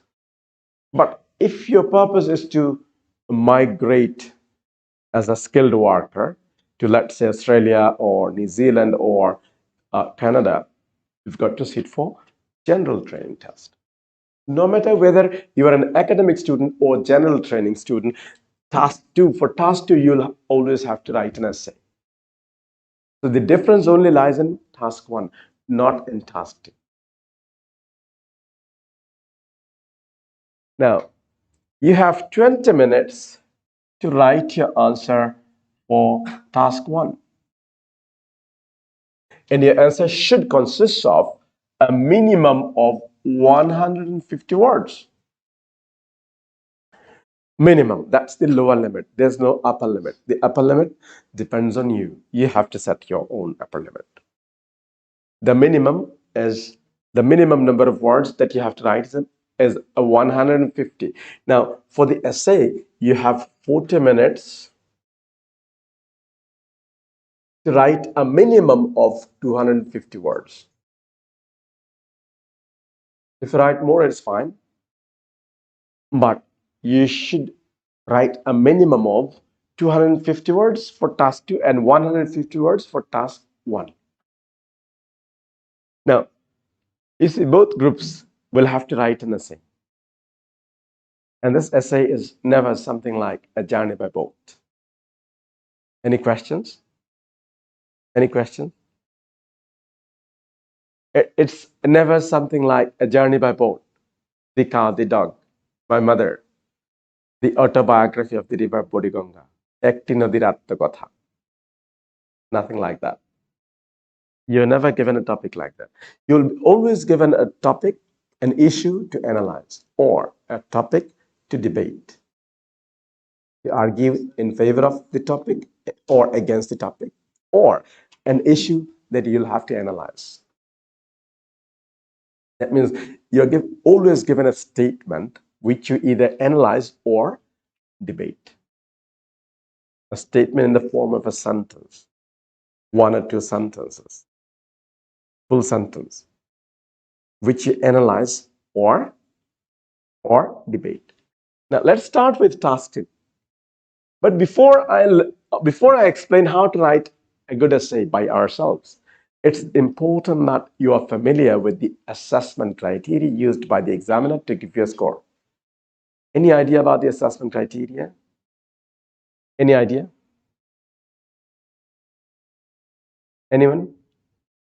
Anyone has any idea about the assessment criteria used by the examiner to give you a score? Relevance. Okay, fine. Relevance. Grammatically correct. Right. Any other criteria? Spelling, of course. Spelling is important. Vocabulary. What else?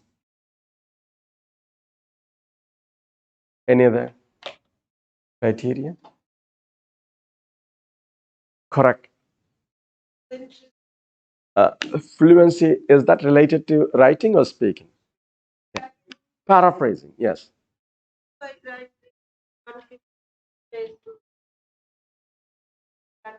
No, it's okay to write more, but don't write any less than 150.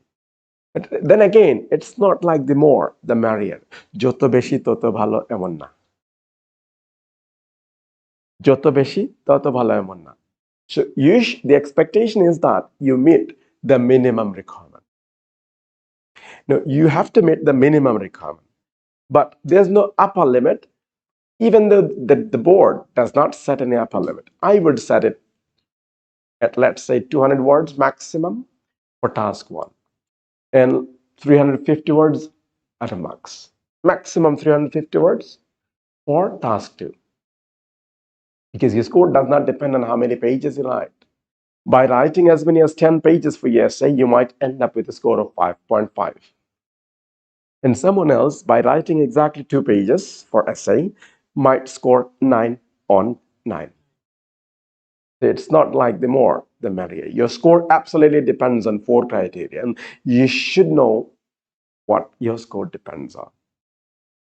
Unless you know what your score depends on, you might think you've been able to write a good essay and still end up with a poor score because you don't know what your score depends on. Let me briefly explain the 4 assessment criteria. 4 assessment criteria.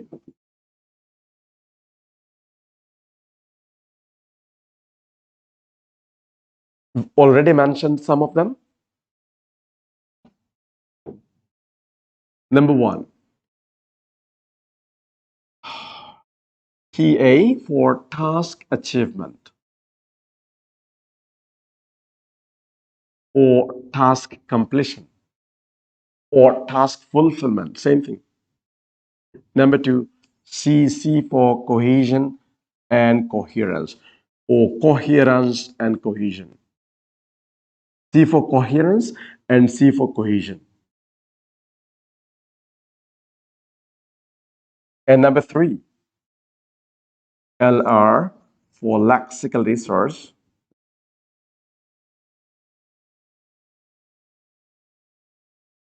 And finally, we've got GRA, that stands for grammatical range.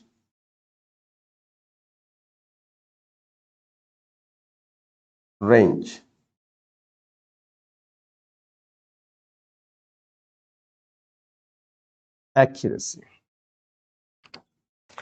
Let me explain each one very briefly.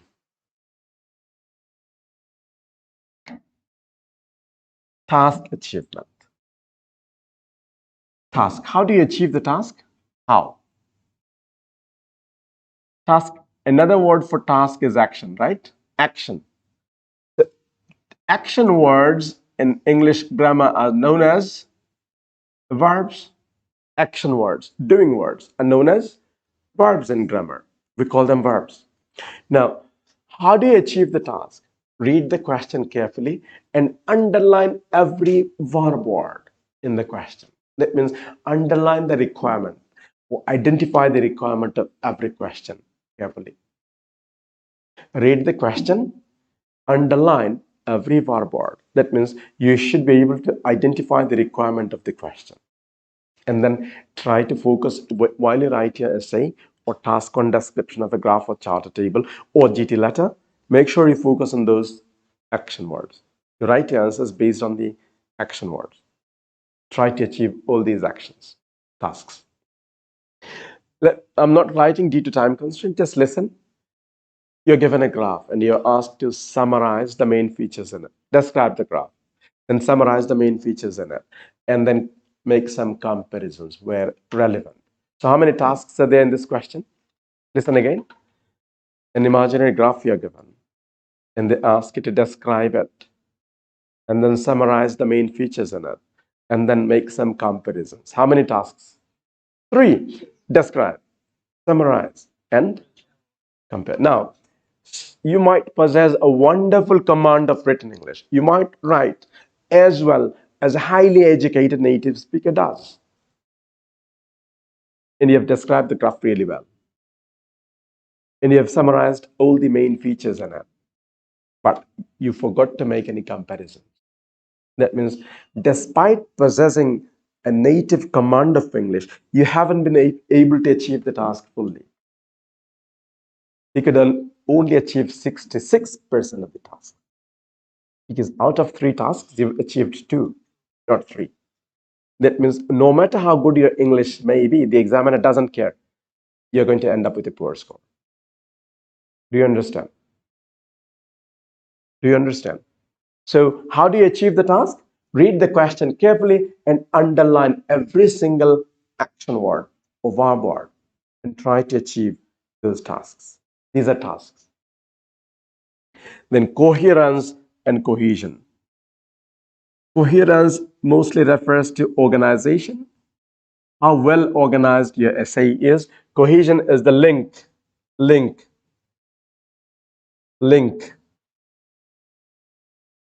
between ideas, link between clauses, link between sentences, link between paragraphs. Cohesion. How do you achieve cohesion in your writing? How?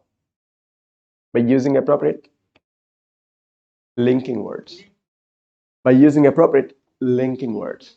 So the examiner expects you to, when you write your essay, the examiner expects you to link your ideas by using appropriate linking words. For example, you're contrasting 2 opposite ideas in 2 different paragraphs. In the first paragraph, you discuss some advantages. In the next paragraph, you'd like to discuss the disadvantages of the same topic.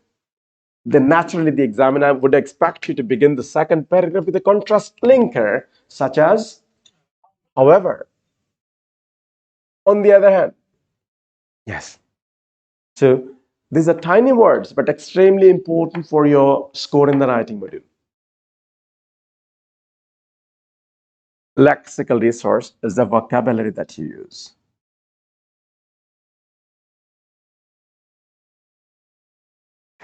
And by lexical resource, we do not mean the use of very advanced, sophisticated vocabulary. It rather means your ability to choose the right word. What word? The right word. Not necessarily the most difficult word from English dictionary. That doesn't mean that I'm discouraging you from using advanced vocabulary. I'm not. Some IELTS test takers tend to use very advanced vocabulary when they do not know the usage. They only know the meaning of some advanced words, vocabulary, but they don't know how to use them in a sentence. That doesn't help them. That rather pulls their score down. If you're using advanced vocabulary, make sure you know how to use them in a sentence. I hope you understand me. The lexical resource means your ability to choose the right word, not the most difficult word. In grammar, the examiner is interested in how accurate your sentences are and the wide range of sentence structures that you use. Range means a wide variety of sentence structures, whereas accuracy is how grammatically correct your sentence are. And this last criterion is extremely important, especially for students from Bangladesh. Why? Because many test takers don't write grammatically correct sentences. And even by writing grammatically correct sentences, you might end up with a poor score for grammar. Why? When you achieve top accuracy, but range is poor, your score in grammar would be poor. To understand this, let me show you the full description of the 4 assessment criteria. You will realize how important this last point is.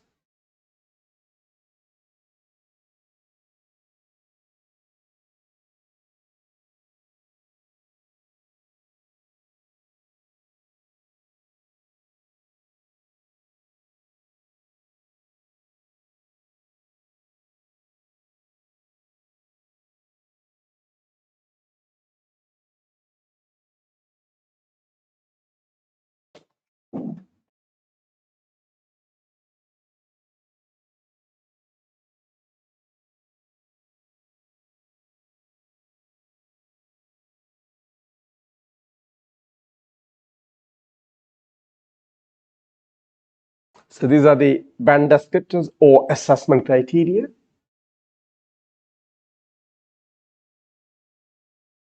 Let's start with a basic band, a poor band.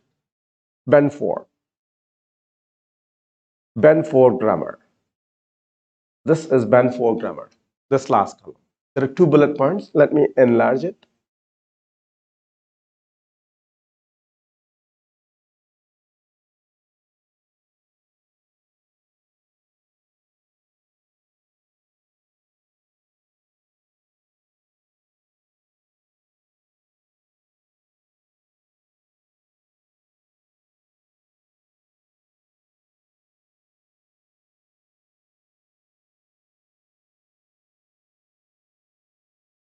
Band 4 grammar. Let's quickly look at this, this last column. Grammar. This last column corresponds to grammatical range and accuracy.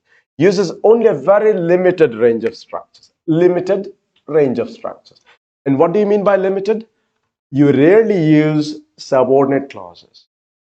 If you don't use subordinate clauses, even when your sentences are grammatically correct, the examiner only gives you 4 on 9. Despite writing grammatically correct sentences, it's possible to get a score of 4 on 9 for grammar when you do not use subordinate clauses. That means you write only simple sentences. Clause means, I'm sure you know what clauses are, right? Yes or no? Clause means part of a sentence that has a subject plus and a subject and a finite verb in it. Now, if you're writing simple sentences, there's only one subject and one verb in each sentence, right? If you only write simple sentences, that means you don't use subordinate clauses. Your grammar score will be only this is 4. Grammar score 4. Now, if you would like to score anything above 4, you must use this clause. Which one?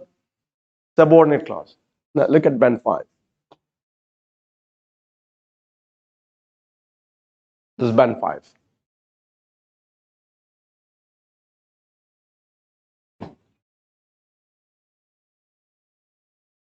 Band 5 uses a limited range of structures. However, this candidate attempts some complex sentences, but these tend to be less accurate than simple sentences. That means this person at least makes an attempt to write complex sentences. Can you relate, everybody? The band 4 candidate does not use any subordinate clauses. Band 5 candidate does attempt to use some subordinate clauses. However, these structures are wrong. You see, there are too many grammatical errors in subordinate structure. Punctuation may be faulty. That means the candidate doesn't know where to put a full stop, where to put a comma. Errors can cause some difficulty for the reader. Due to the errors, the examiner sometimes struggles to understand the candidate. So that's band 5. One band up. Let's look at band 6. To get band 6 in grammar, you've got to use a mix of both simple and complex sentence forms. That means some simple sentences and some complex. Complex means the use of subordinate clauses.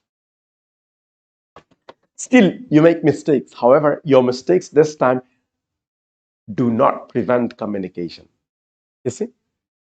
Your mistakes rarely reduce communication. That means these mistakes do not prevent communication. Despite the mistakes, the examiner clearly understands you, understands your points. One band up, 7.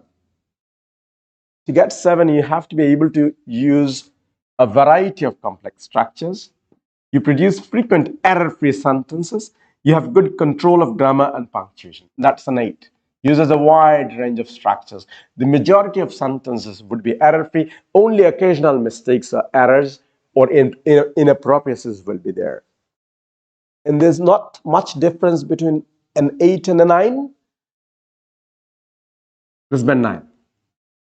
When you make only a small number of minor errors, and these are treated by the examiner as slips of your pen, not your own mistakes, then he or she gives you a 9 on 9. But if those few errors are treated as errors, then band 8. I hope now you can relate the criteria. This last criterion, this last one, is extremely important, especially for students from Bangladesh. Why? Because plenty of IELTS test takers get a poor score for this last criterion. Many do not know how to write grammatically accurate sentences, and some do know how to write grammatically accurate sentences, but their range is poor.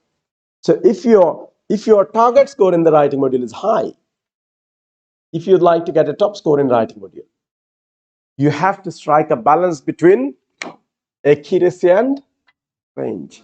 You should not try to achieve one at the cost of the other. Got to strike a balance between its accuracy and range. Now, when you write your answers for the IELTS task essay or task on description of a graph or chart or table or GT letter, you must keep in mind these 4 criteria, because your score absolutely depends on these 4 criteria and not on the number of pages that you write. Not on the number of pages that you write.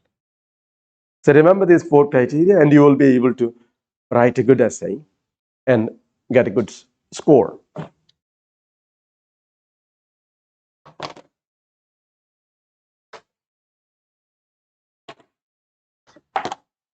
When you write an essay, you start with an introduction paragraph, obviously, right? You end with a conclusion paragraph. How you write these two paragraphs depends on what kind of topic you are getting. Some topics are analytical, others are debatable. Some topics are essay topics, are some topics are analytical in nature. Yes? Sure. Letter, yes?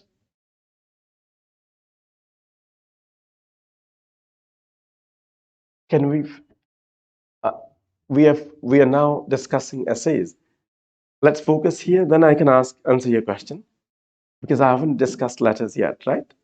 Okay, no problem. So let's for the time being focus on task to essay.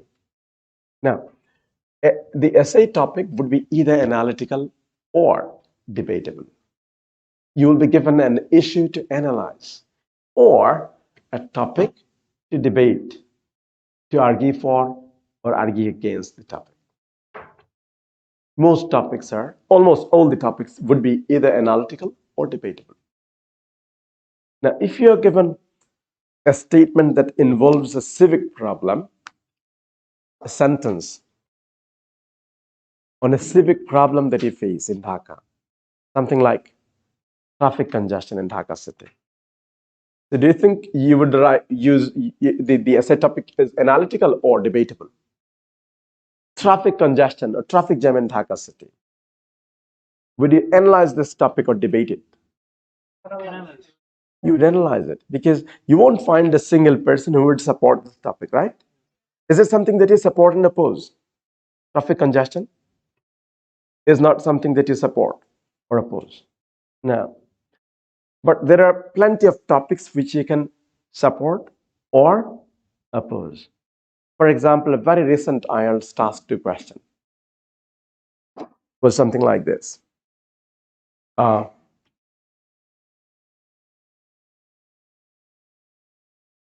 Some people suggest that children should start learning a foreign language at an early age. There's another group of people who believe, no, children should not be burdened with, foreign languages at such an early age.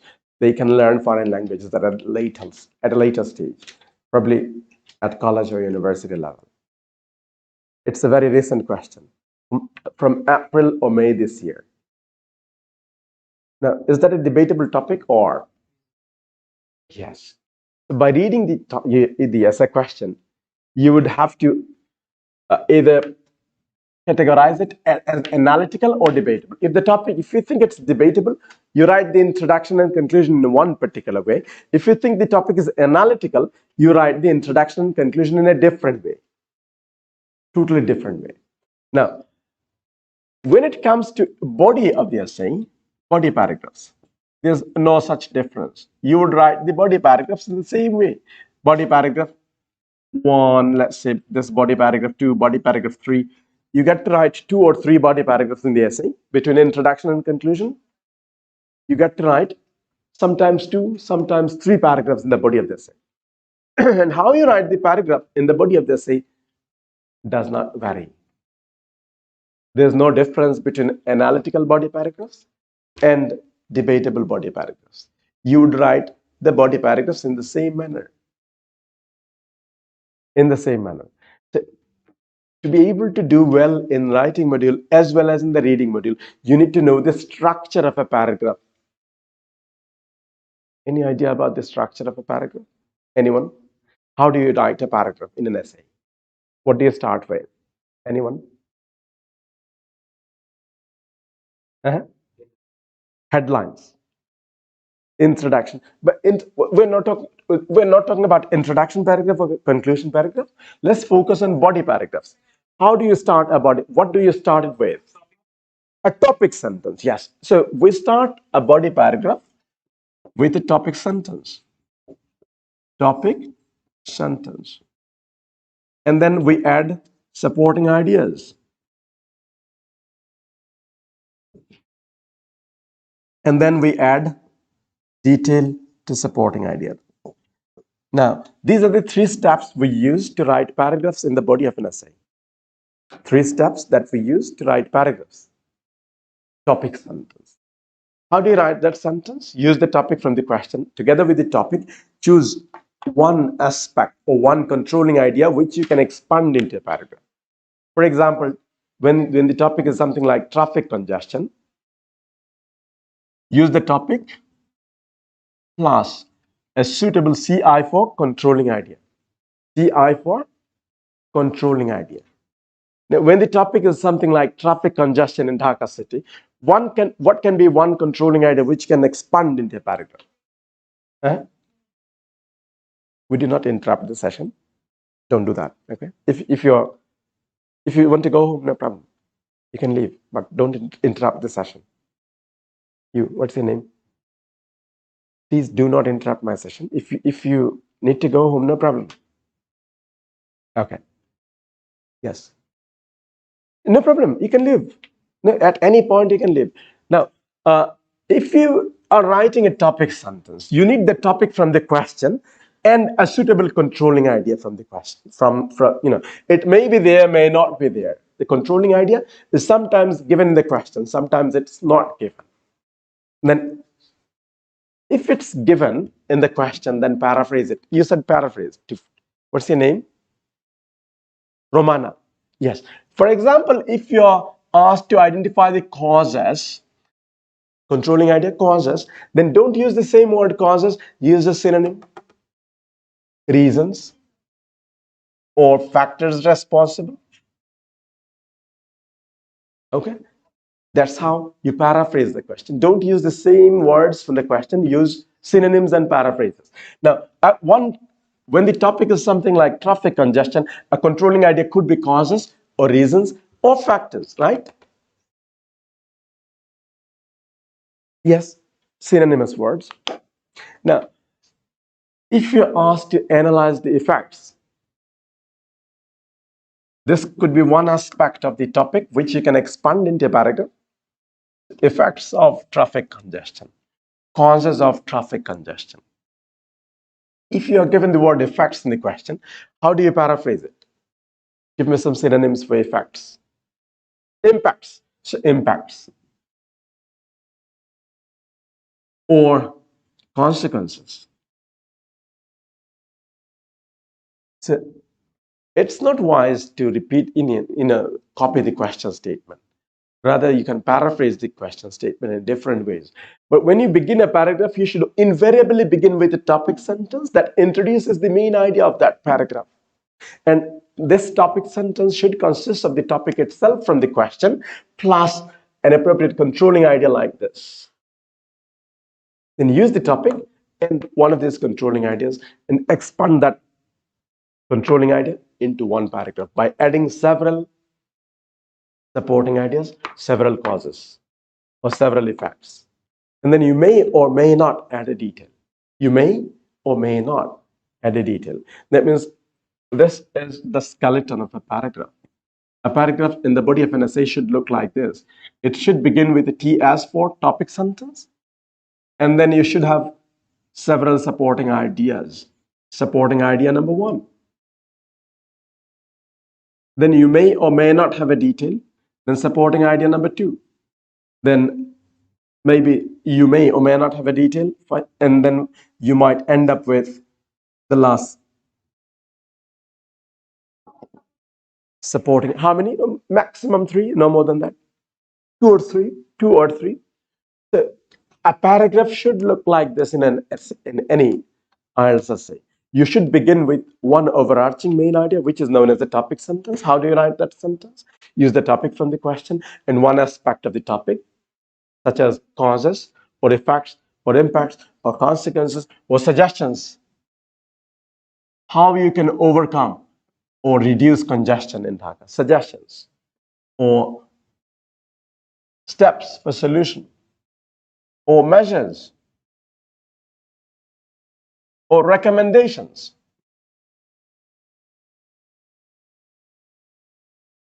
So use one of these words together with the topic, write a sentence, that's your topic sentence. I hope you understand what I mean by topic sentence.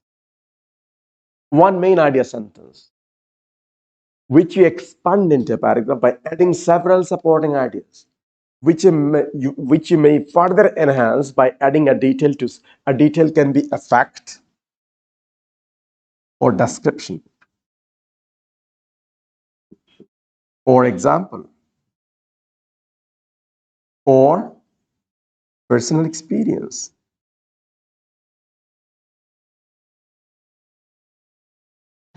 A detail can be a fact or description or example or personal experience. Anyone. A fact or description or example or personal experience. Now, using one of these controlling ideas and the topic that we discussed earlier, let's write an example topic sentence here.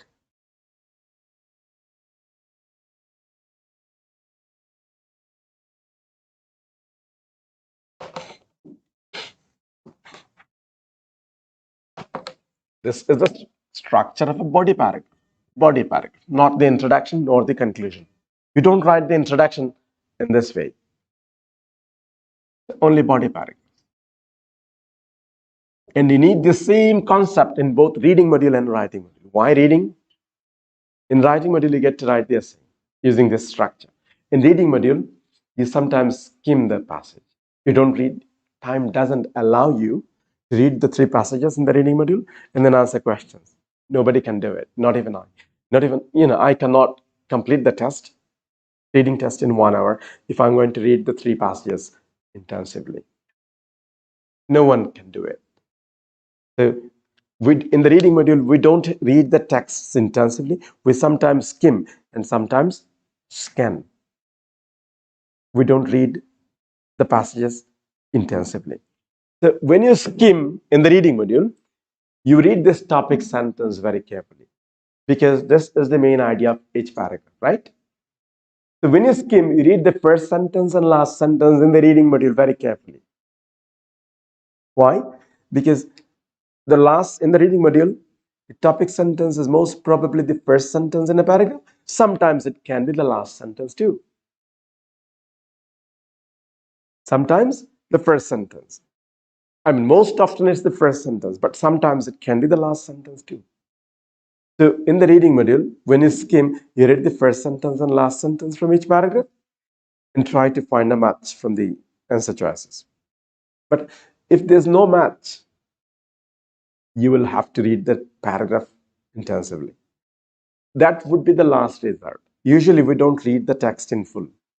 We read the text intensively only when we are unable to answer questions by skimming and scanning.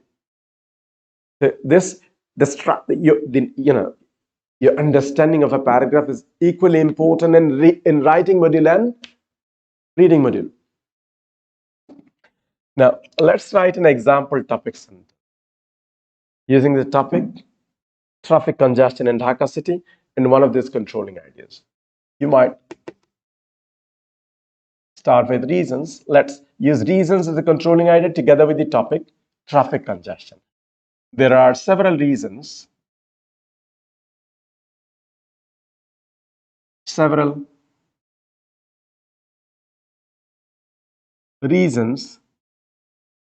why traffic congestion occurs in many cities.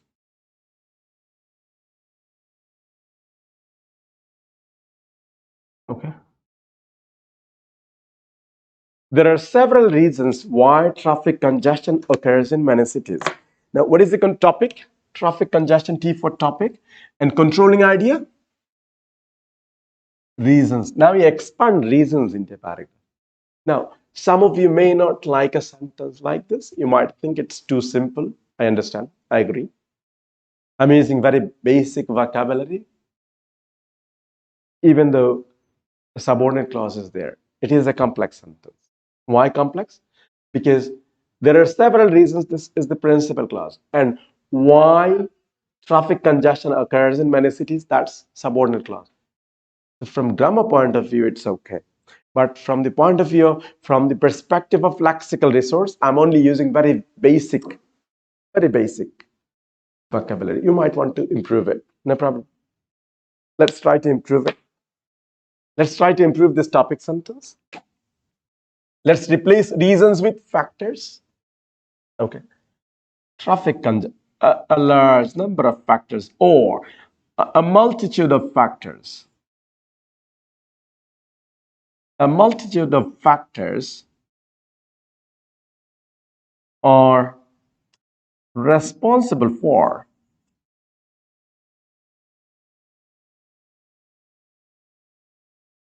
traffic congestion. If you stop there, is it a simple or complex sentence? If you stop there, a multitude of factors are responsible for traffic congestion. Is that simple or complex sentence?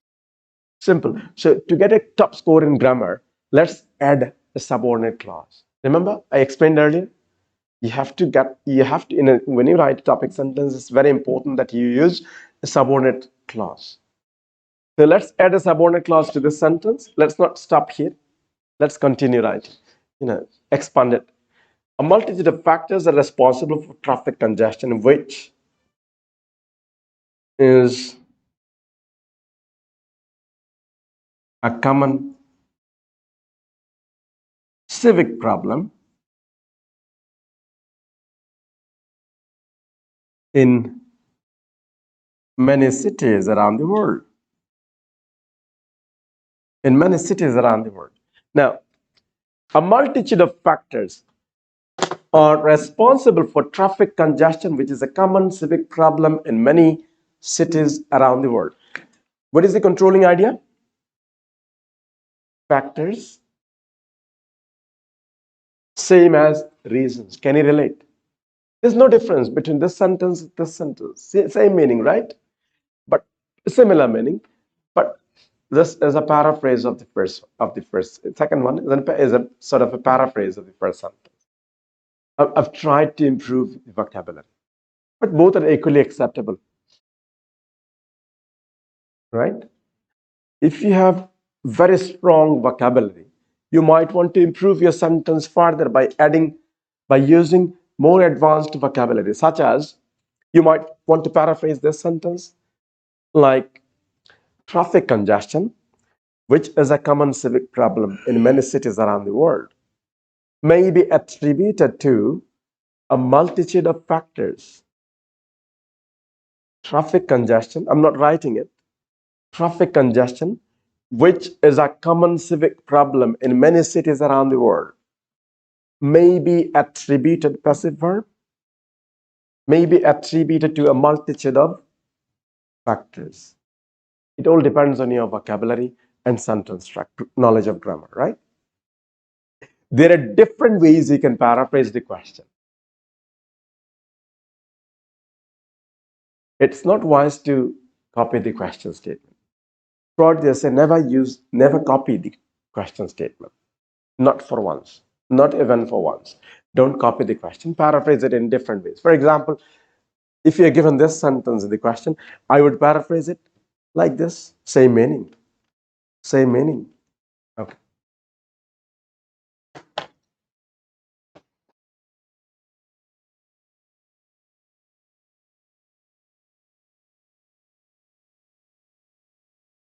In the reading module, I discuss reading and writing simultaneously at the same time.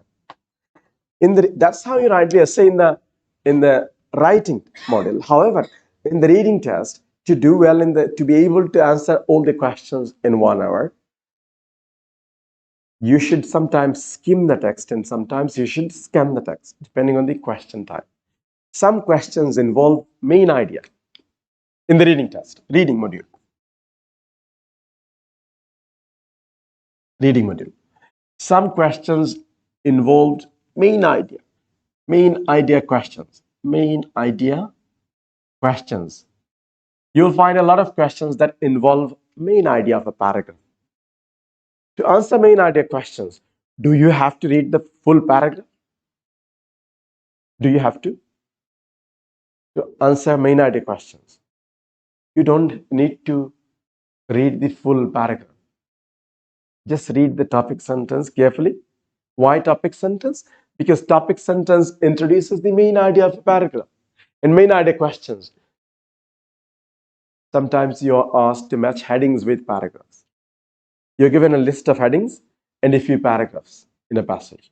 Let's say 8 paragraphs are there in the passage and you're given 10 headings or 11 headings.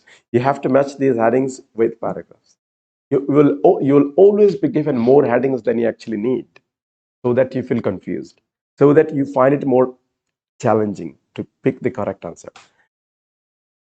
If you're asked to match headings with paragraphs, do you think these are main idea questions or specific information questions?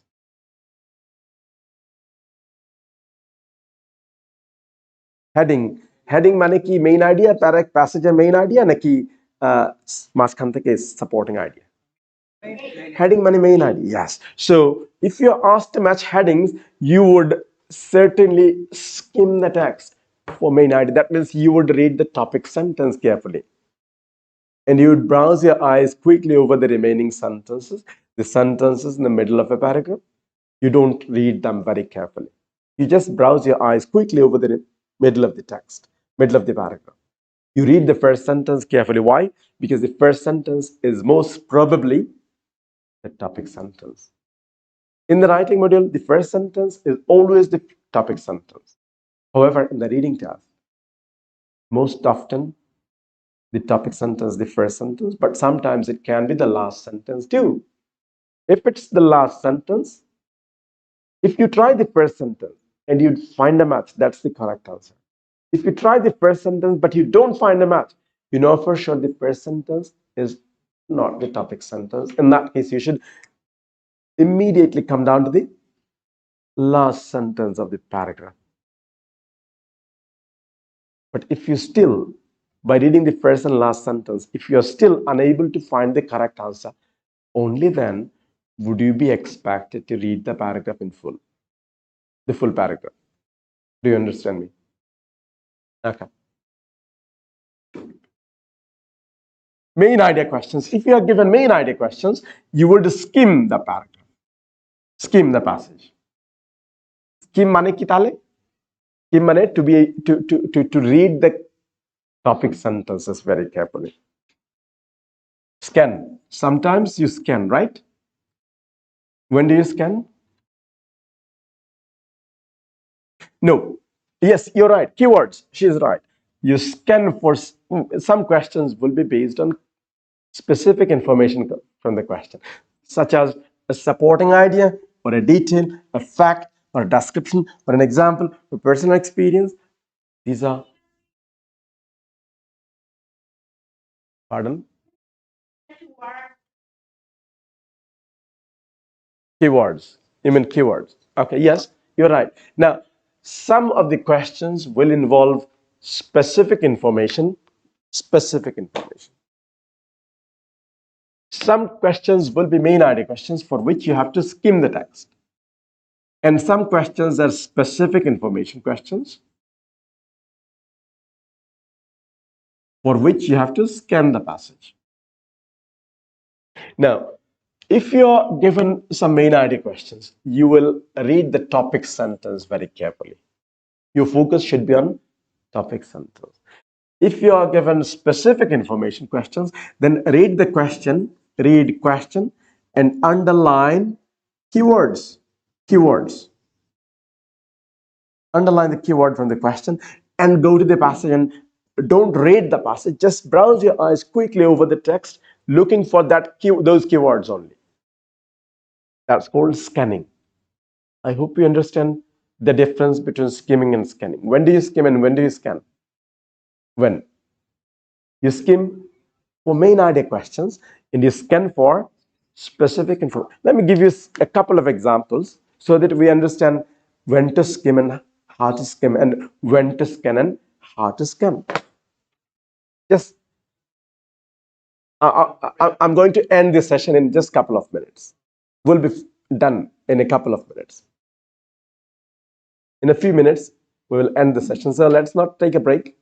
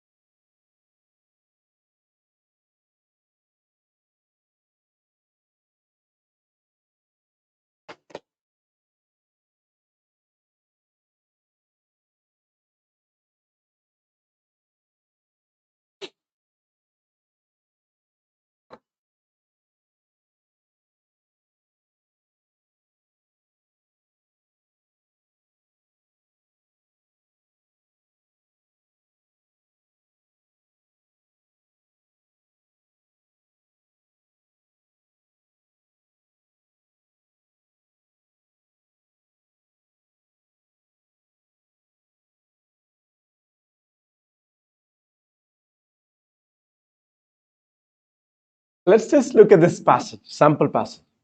Let me enlarge it. Even if you cannot read this very clearly from the back, it's fine. It's okay. Just listen to what I say. There are several passages or sections in this passage. There are several sections and not passages. Several sections, as many as 7 sections in one passage, printed on 2 different pages. 2 pages, 7 sections, 1 passage.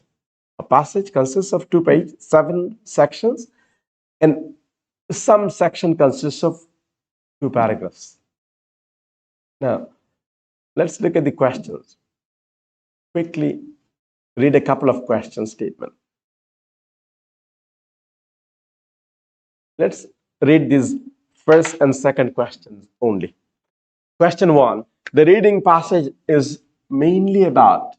Question 2, section 1 is mainly about. Question 3, section 2 is mainly about. Now, to be able to answer questions like this, do you think you are going to have to skim the text or scan the text? Mainly about mane ki main idea and specific information. Yes. So you would skim the text. And when you skim, you read the first topic sentence, right? For example, which one? Let's just look at one. Section 2 is mainly about. Section 2 is look at the answer choices. Section 2 is mainly about. Okay, let's look at section 2. Let's read the topic sentence from section 2. This is section 2. This is section 2. Yeah. So let's quickly read the topic sentence. Only the topic sentence, not the full paragraph. Why not the full paragraph? Because these are all main idea questions. Do you want me to enlarge it further? It's fine. Okay. Let's read the first sentence, topic sentence. Long excluded from many paid jobs and thus economically dependent husbands or fathers. Paid employment has brought what? Economic and social gains to many women. So what is the main idea of this first paragraph? Economic and social gains are brought by employment for the women. That means by joining the workforce or paid labor force, women has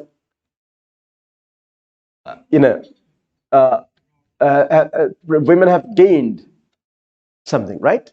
Women have gained something. Now, look at the second part. Second paragraph. Any gains, however means contrast, right? So gains. The first paragraph is about gains. And the second paragraph begins with however. Should I continue reading or stop there? I shouldn't continue reading. Why not? Because the word however tells me that. The word however tells me that the content of the second paragraph would be exactly opposite to whatever was written in the previous paragraph. So if you're smart, you would not continue reading. If you continue reading, you would waste your time. Because the word however tells me that it is a contrast. So if this is gains, this is about loss. Agree? Then choose your answer, please.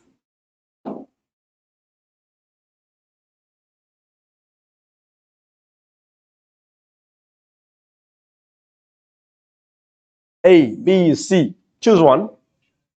A, how women benefit and lose. Number two, breaking down social taboos. Number three, young women gaining experience from work. D, women working to fulfill basic needs. Why A? Because benefit means gains and loss, lose.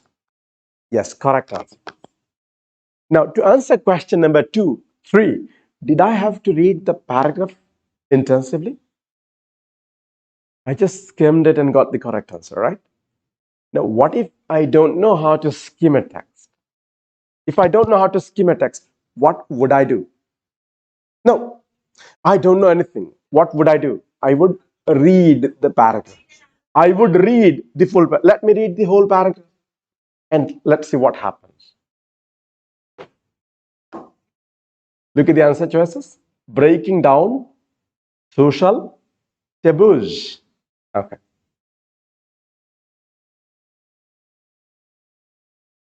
Section 2.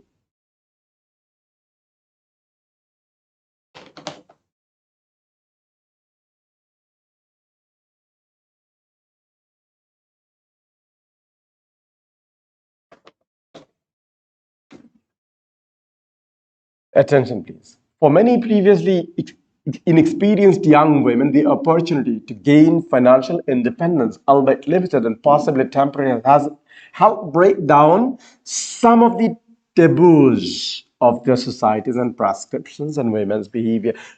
Answer choice number B. Answer choice number B. So when I don't know how to skim, what do? I read the full paragraph.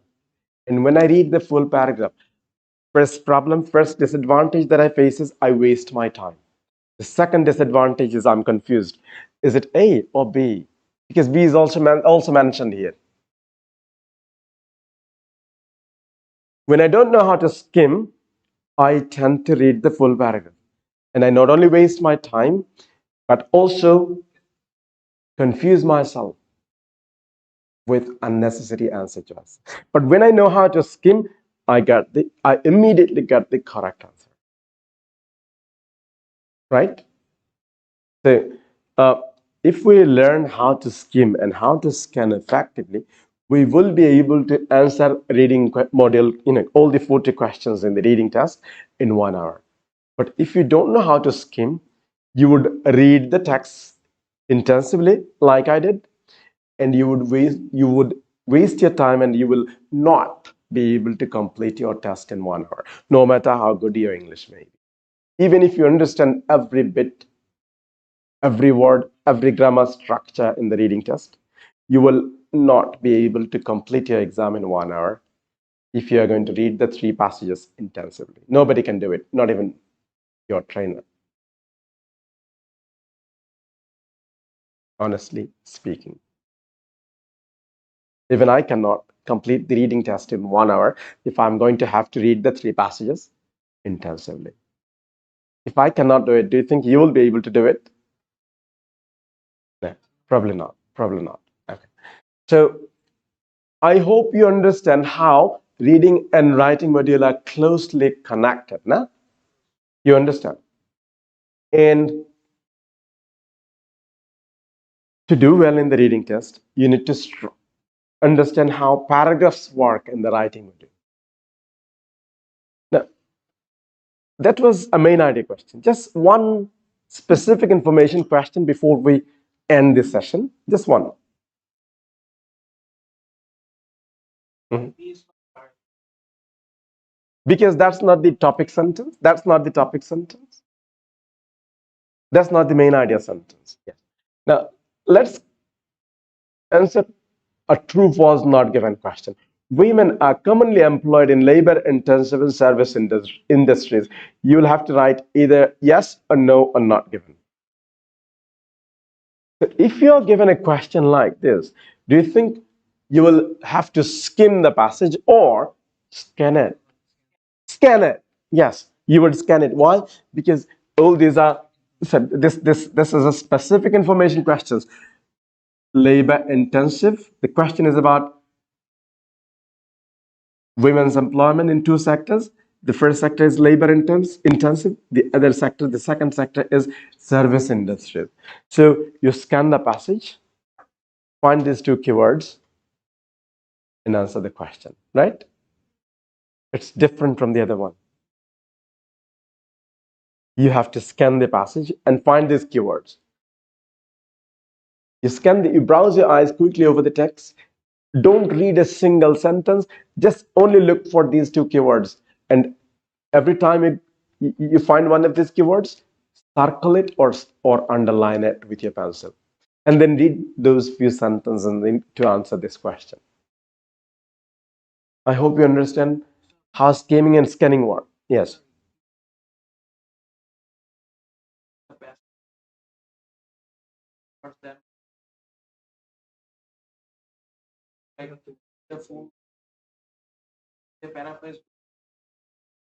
Of course, sometimes you would be unable to, like, you may not be able to skim the passage.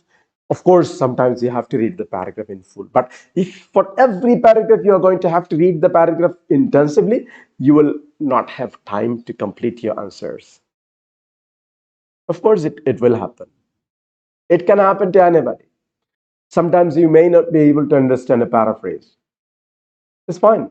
In that case, you may have to read the full paragraph. But if you're going to read every paragraph, you will not be able to complete your test in 1 hour. Okay. So I wish I had some more time. It's already 2:30, over 2:30. So let's call it a day. Before I end the session, does anyone have any questions? Yes. Task one. Okay. Okay. About letter. Okay. What's your question? Okay.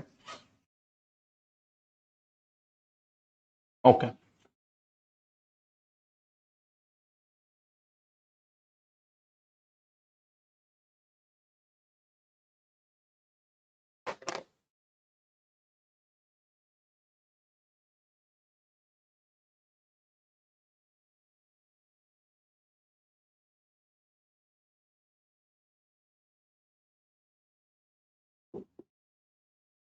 GT candidate, general training candidates will have to write a letter for task one, right?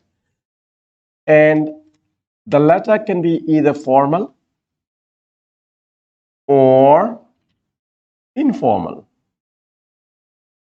And sometimes you may have to use a semi-formal tone. Semi-formal tone. Now, we need to know when to write a formal letter and when to write an informal letter. If you're writing to someone you don't know very well, you're writing to someone you don't know very well, would you write a formal letter or informal letter? Formal. Formal. Yes. If you're writing to friends and family, friends and family, friends and family, informal. Formal, you're writing to someone you don't know very well, or you don't have a personal relationship with a person. Official letter, yes. Official letters are formal letters. Now, if you're writing to someone you know pretty well, but that person is neither friend nor family member, maybe a peer, a colleague. You're based in Dhaka, your colleague is based in a different city, but you work for the same organization in two different branches. You hold the same rank and status. You would probably use a semi-formal tool. For the purpose of this session, let's just focus on formal letters. And then we can adapt our language in informal situations and semi-formal situations. When you're writing a formal letter, how do you address the person you're writing to? Tone setting. How do you address the person you're writing to? Depends on, no, it depends on whether you know the name of the person or not. Name, if the name is known, you address him or her in a certain way. If the name is not known, name unknown. You don't know the name of the person you're writing to, you address him or her in a different way. So your tone depends on whether you know the name of the person you're writing to or not. If you do know the name, you address him or her with surname. Dear, then title. Dear, then title, then surname. Last name, family name. If you don't know the name of the person you're writing to, you only know it's a gentleman you're writing to. You're writing to a gentleman, but you don't know his name. Dear, sir. Now you're writing to a lady, but you don't know her name. Dear, madam. Now, what if you're writing to someone you have no idea about the name or gender? You don't know anything. Name or gender, you don't know anything. Dear sir,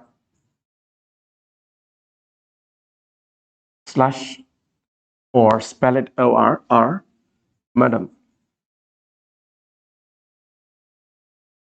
So you see, when you know the name of a person, how do you address him or her in a formal letter? Dear, then appropriate title, then surname. Only the family name. Don't use the first name, nor the middle name, nor the nickname. Only surname. Now, what's your full name, sir? Tanzil? Nasir. Okay. If I'm writing a formal letter to Tanzil Nasir, what's his surname? Nasir. Dear Mr. Nasir. If I'm writing to you, what's your full name? Formal letter. Farhana Nasrin. Farhana Nasrin. Dear Maz, MS for Maz. Farhana, not your first name, but your surname. Nasrin. So for gentlemen, Mr. Title is always Mr. For ladies, it could be Ms, could be Miss, could be Mrs. This one is neutral. Neutral. So it's preferable. This is for only single women. This is for only married women. So in modern business communication, we don't want to differentiate ladies based on their marital status. That's smart. Much. Dear Ms. Nasreen or Dear Mr. Nasir, and not Dear Ms. Farhana. Dear Ms. Farhana, unacceptable. Because Farhana is first name. First names are not preceded by titles. First names stand alone. And first names here or here. First names in formal letters or semi-formal letters. Formal letters only last name, family name. Okay, that's tone setting. Now, how do you end the letter? When you know the name of the person, you address him or her with surname, you end the letter like with a phrase like this. Yours sincerely, yes. And when you don't know the name of the person, you're writing to yours faithfully.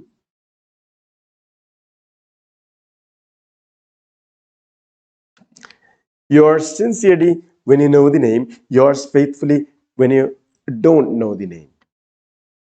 That's the right formal tone. You cannot swap them.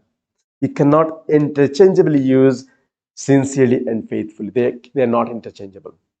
For example, you address somebody as dear sir and you end your letter with sincerely. That's wrong. Sincerely can be used at the end of a formal letter when you address that person by surname. Now, what if you're writing a semi-formal letter? Semi-formal letter, don't use title. Don't use any title. And don't use last name. Only use first name. Dear then first name. Dear, then first name. Dear Farhana, or dear, what's your first name? Tanjil. Dear Tanjil, or dear Farhana. And if you're using first name, don't use any titles. Don't use any titles. First names are used in semi-formal as well as informal letters, but not in a formal letter. Formal letters only surname, last name. And last names are always preceded by an appropriate title. First names stand alone. No titles. No titles with first names. Informal, dear or either dear or hi or hello, and then first name or nickname. First name, nickname, because it's friends and family. Friends and family, so nickname would be equally acceptable. First name or nickname.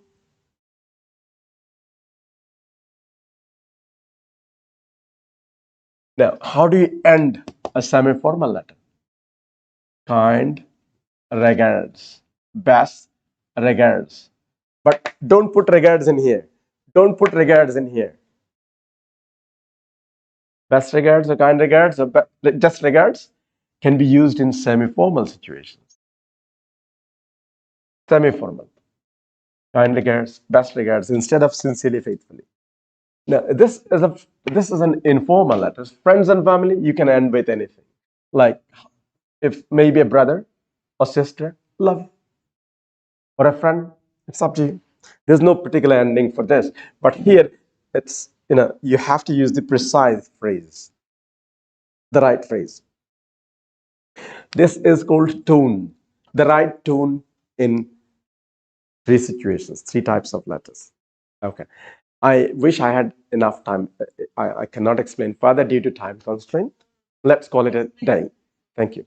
My pleasure. Then if you're writing a formal letter, use formal language. Informal, you can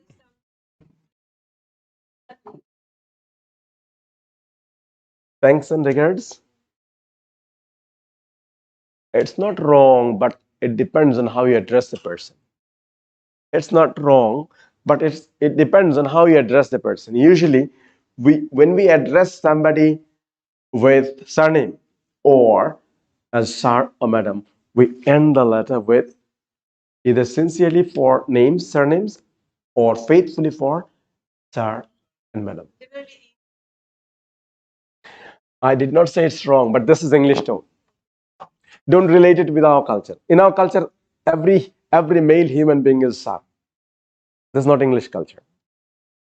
Every male human being sir আমরা তো সবাইকে sir বলি তাই না আমিও sir ইংল্যান্ডে গেলে আমি স্যার না ইংল্যান্ডে গেলে আমি জামেল অস্ট্রেলিয়া গেলে আমি জামেল স্যার না আমাদের কালচার ডিফারেন্ট আমাদের কালচারের সাথে রিলেট করলে হবে না সেটা অন্য জিনিস ওকে তাহলে তাহলে this is called formal tone and informal tone and semi-formal tone. I hope you understand. Na? Let's call it a day.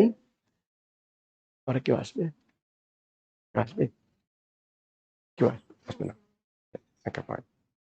Any questions before I end the session? Does anyone have any questions? Any questions? Okay. Uh-huh. Yes, task 2 is worth 2/3 of the marks. 2/3 of the marks. Task 2. Task 1, 1/3. Yes. Time also, yes. 20 minutes and 40 minutes. Handwriting. If your handwriting is really illegible, not readable, I suggest you sit for computer delivered test if your typing speed is okay. Can we write F or in our Yes. For true, false, not given questions, you can write T for true or F for false or NG for not given. Or for yes, no, not given questions, you can write Y for yes and for no, NG for not given. Uh, When don't find not given is and how can we I wish I had enough time. Still, let me briefly answer your question, very briefly. If the answer to a particular question is yes or true, most students get it right. Students only confuse between no and not given. If you remember one, one clue, you will get your answer right. If you see a clear contradiction between the question statement and passage statement, you choose no or false. No or false. If there's no contradiction, then choose not given. Let me finish. I'll come back to it. If the question statement does not contradict the passage statement, then go for not given. Don't choose no or false. Yes.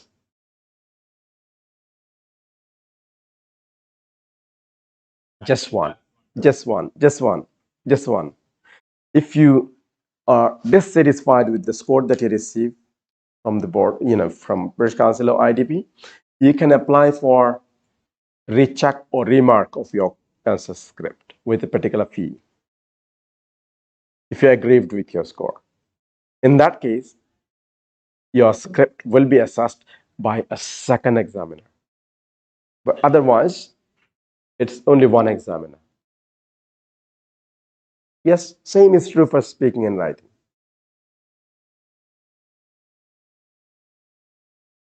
Yes, same examiner, same examiner. Oh, task one and task two. Sometimes same examiner, sometimes different. It doesn't make a difference because the examiners are going to use the same assessment criteria. And the criteria are very well defined. I showed you how it works, right? Remember?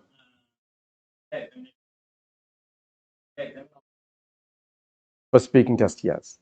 For writing test, in the past, we used to mark your writing papers in Dhaka, but these days it's done globally online. So your script might be assessed in Africa or New Delhi or in Dhaka or in London. Nobody knows. In the past, your scripts used to be assessed only in Dhaka. Now it's done globally, online. Yes. Any more questions before I end the session? So it's been a pleasure for me to be with you for the last 3 or 4 hours. All the very best. I wish I had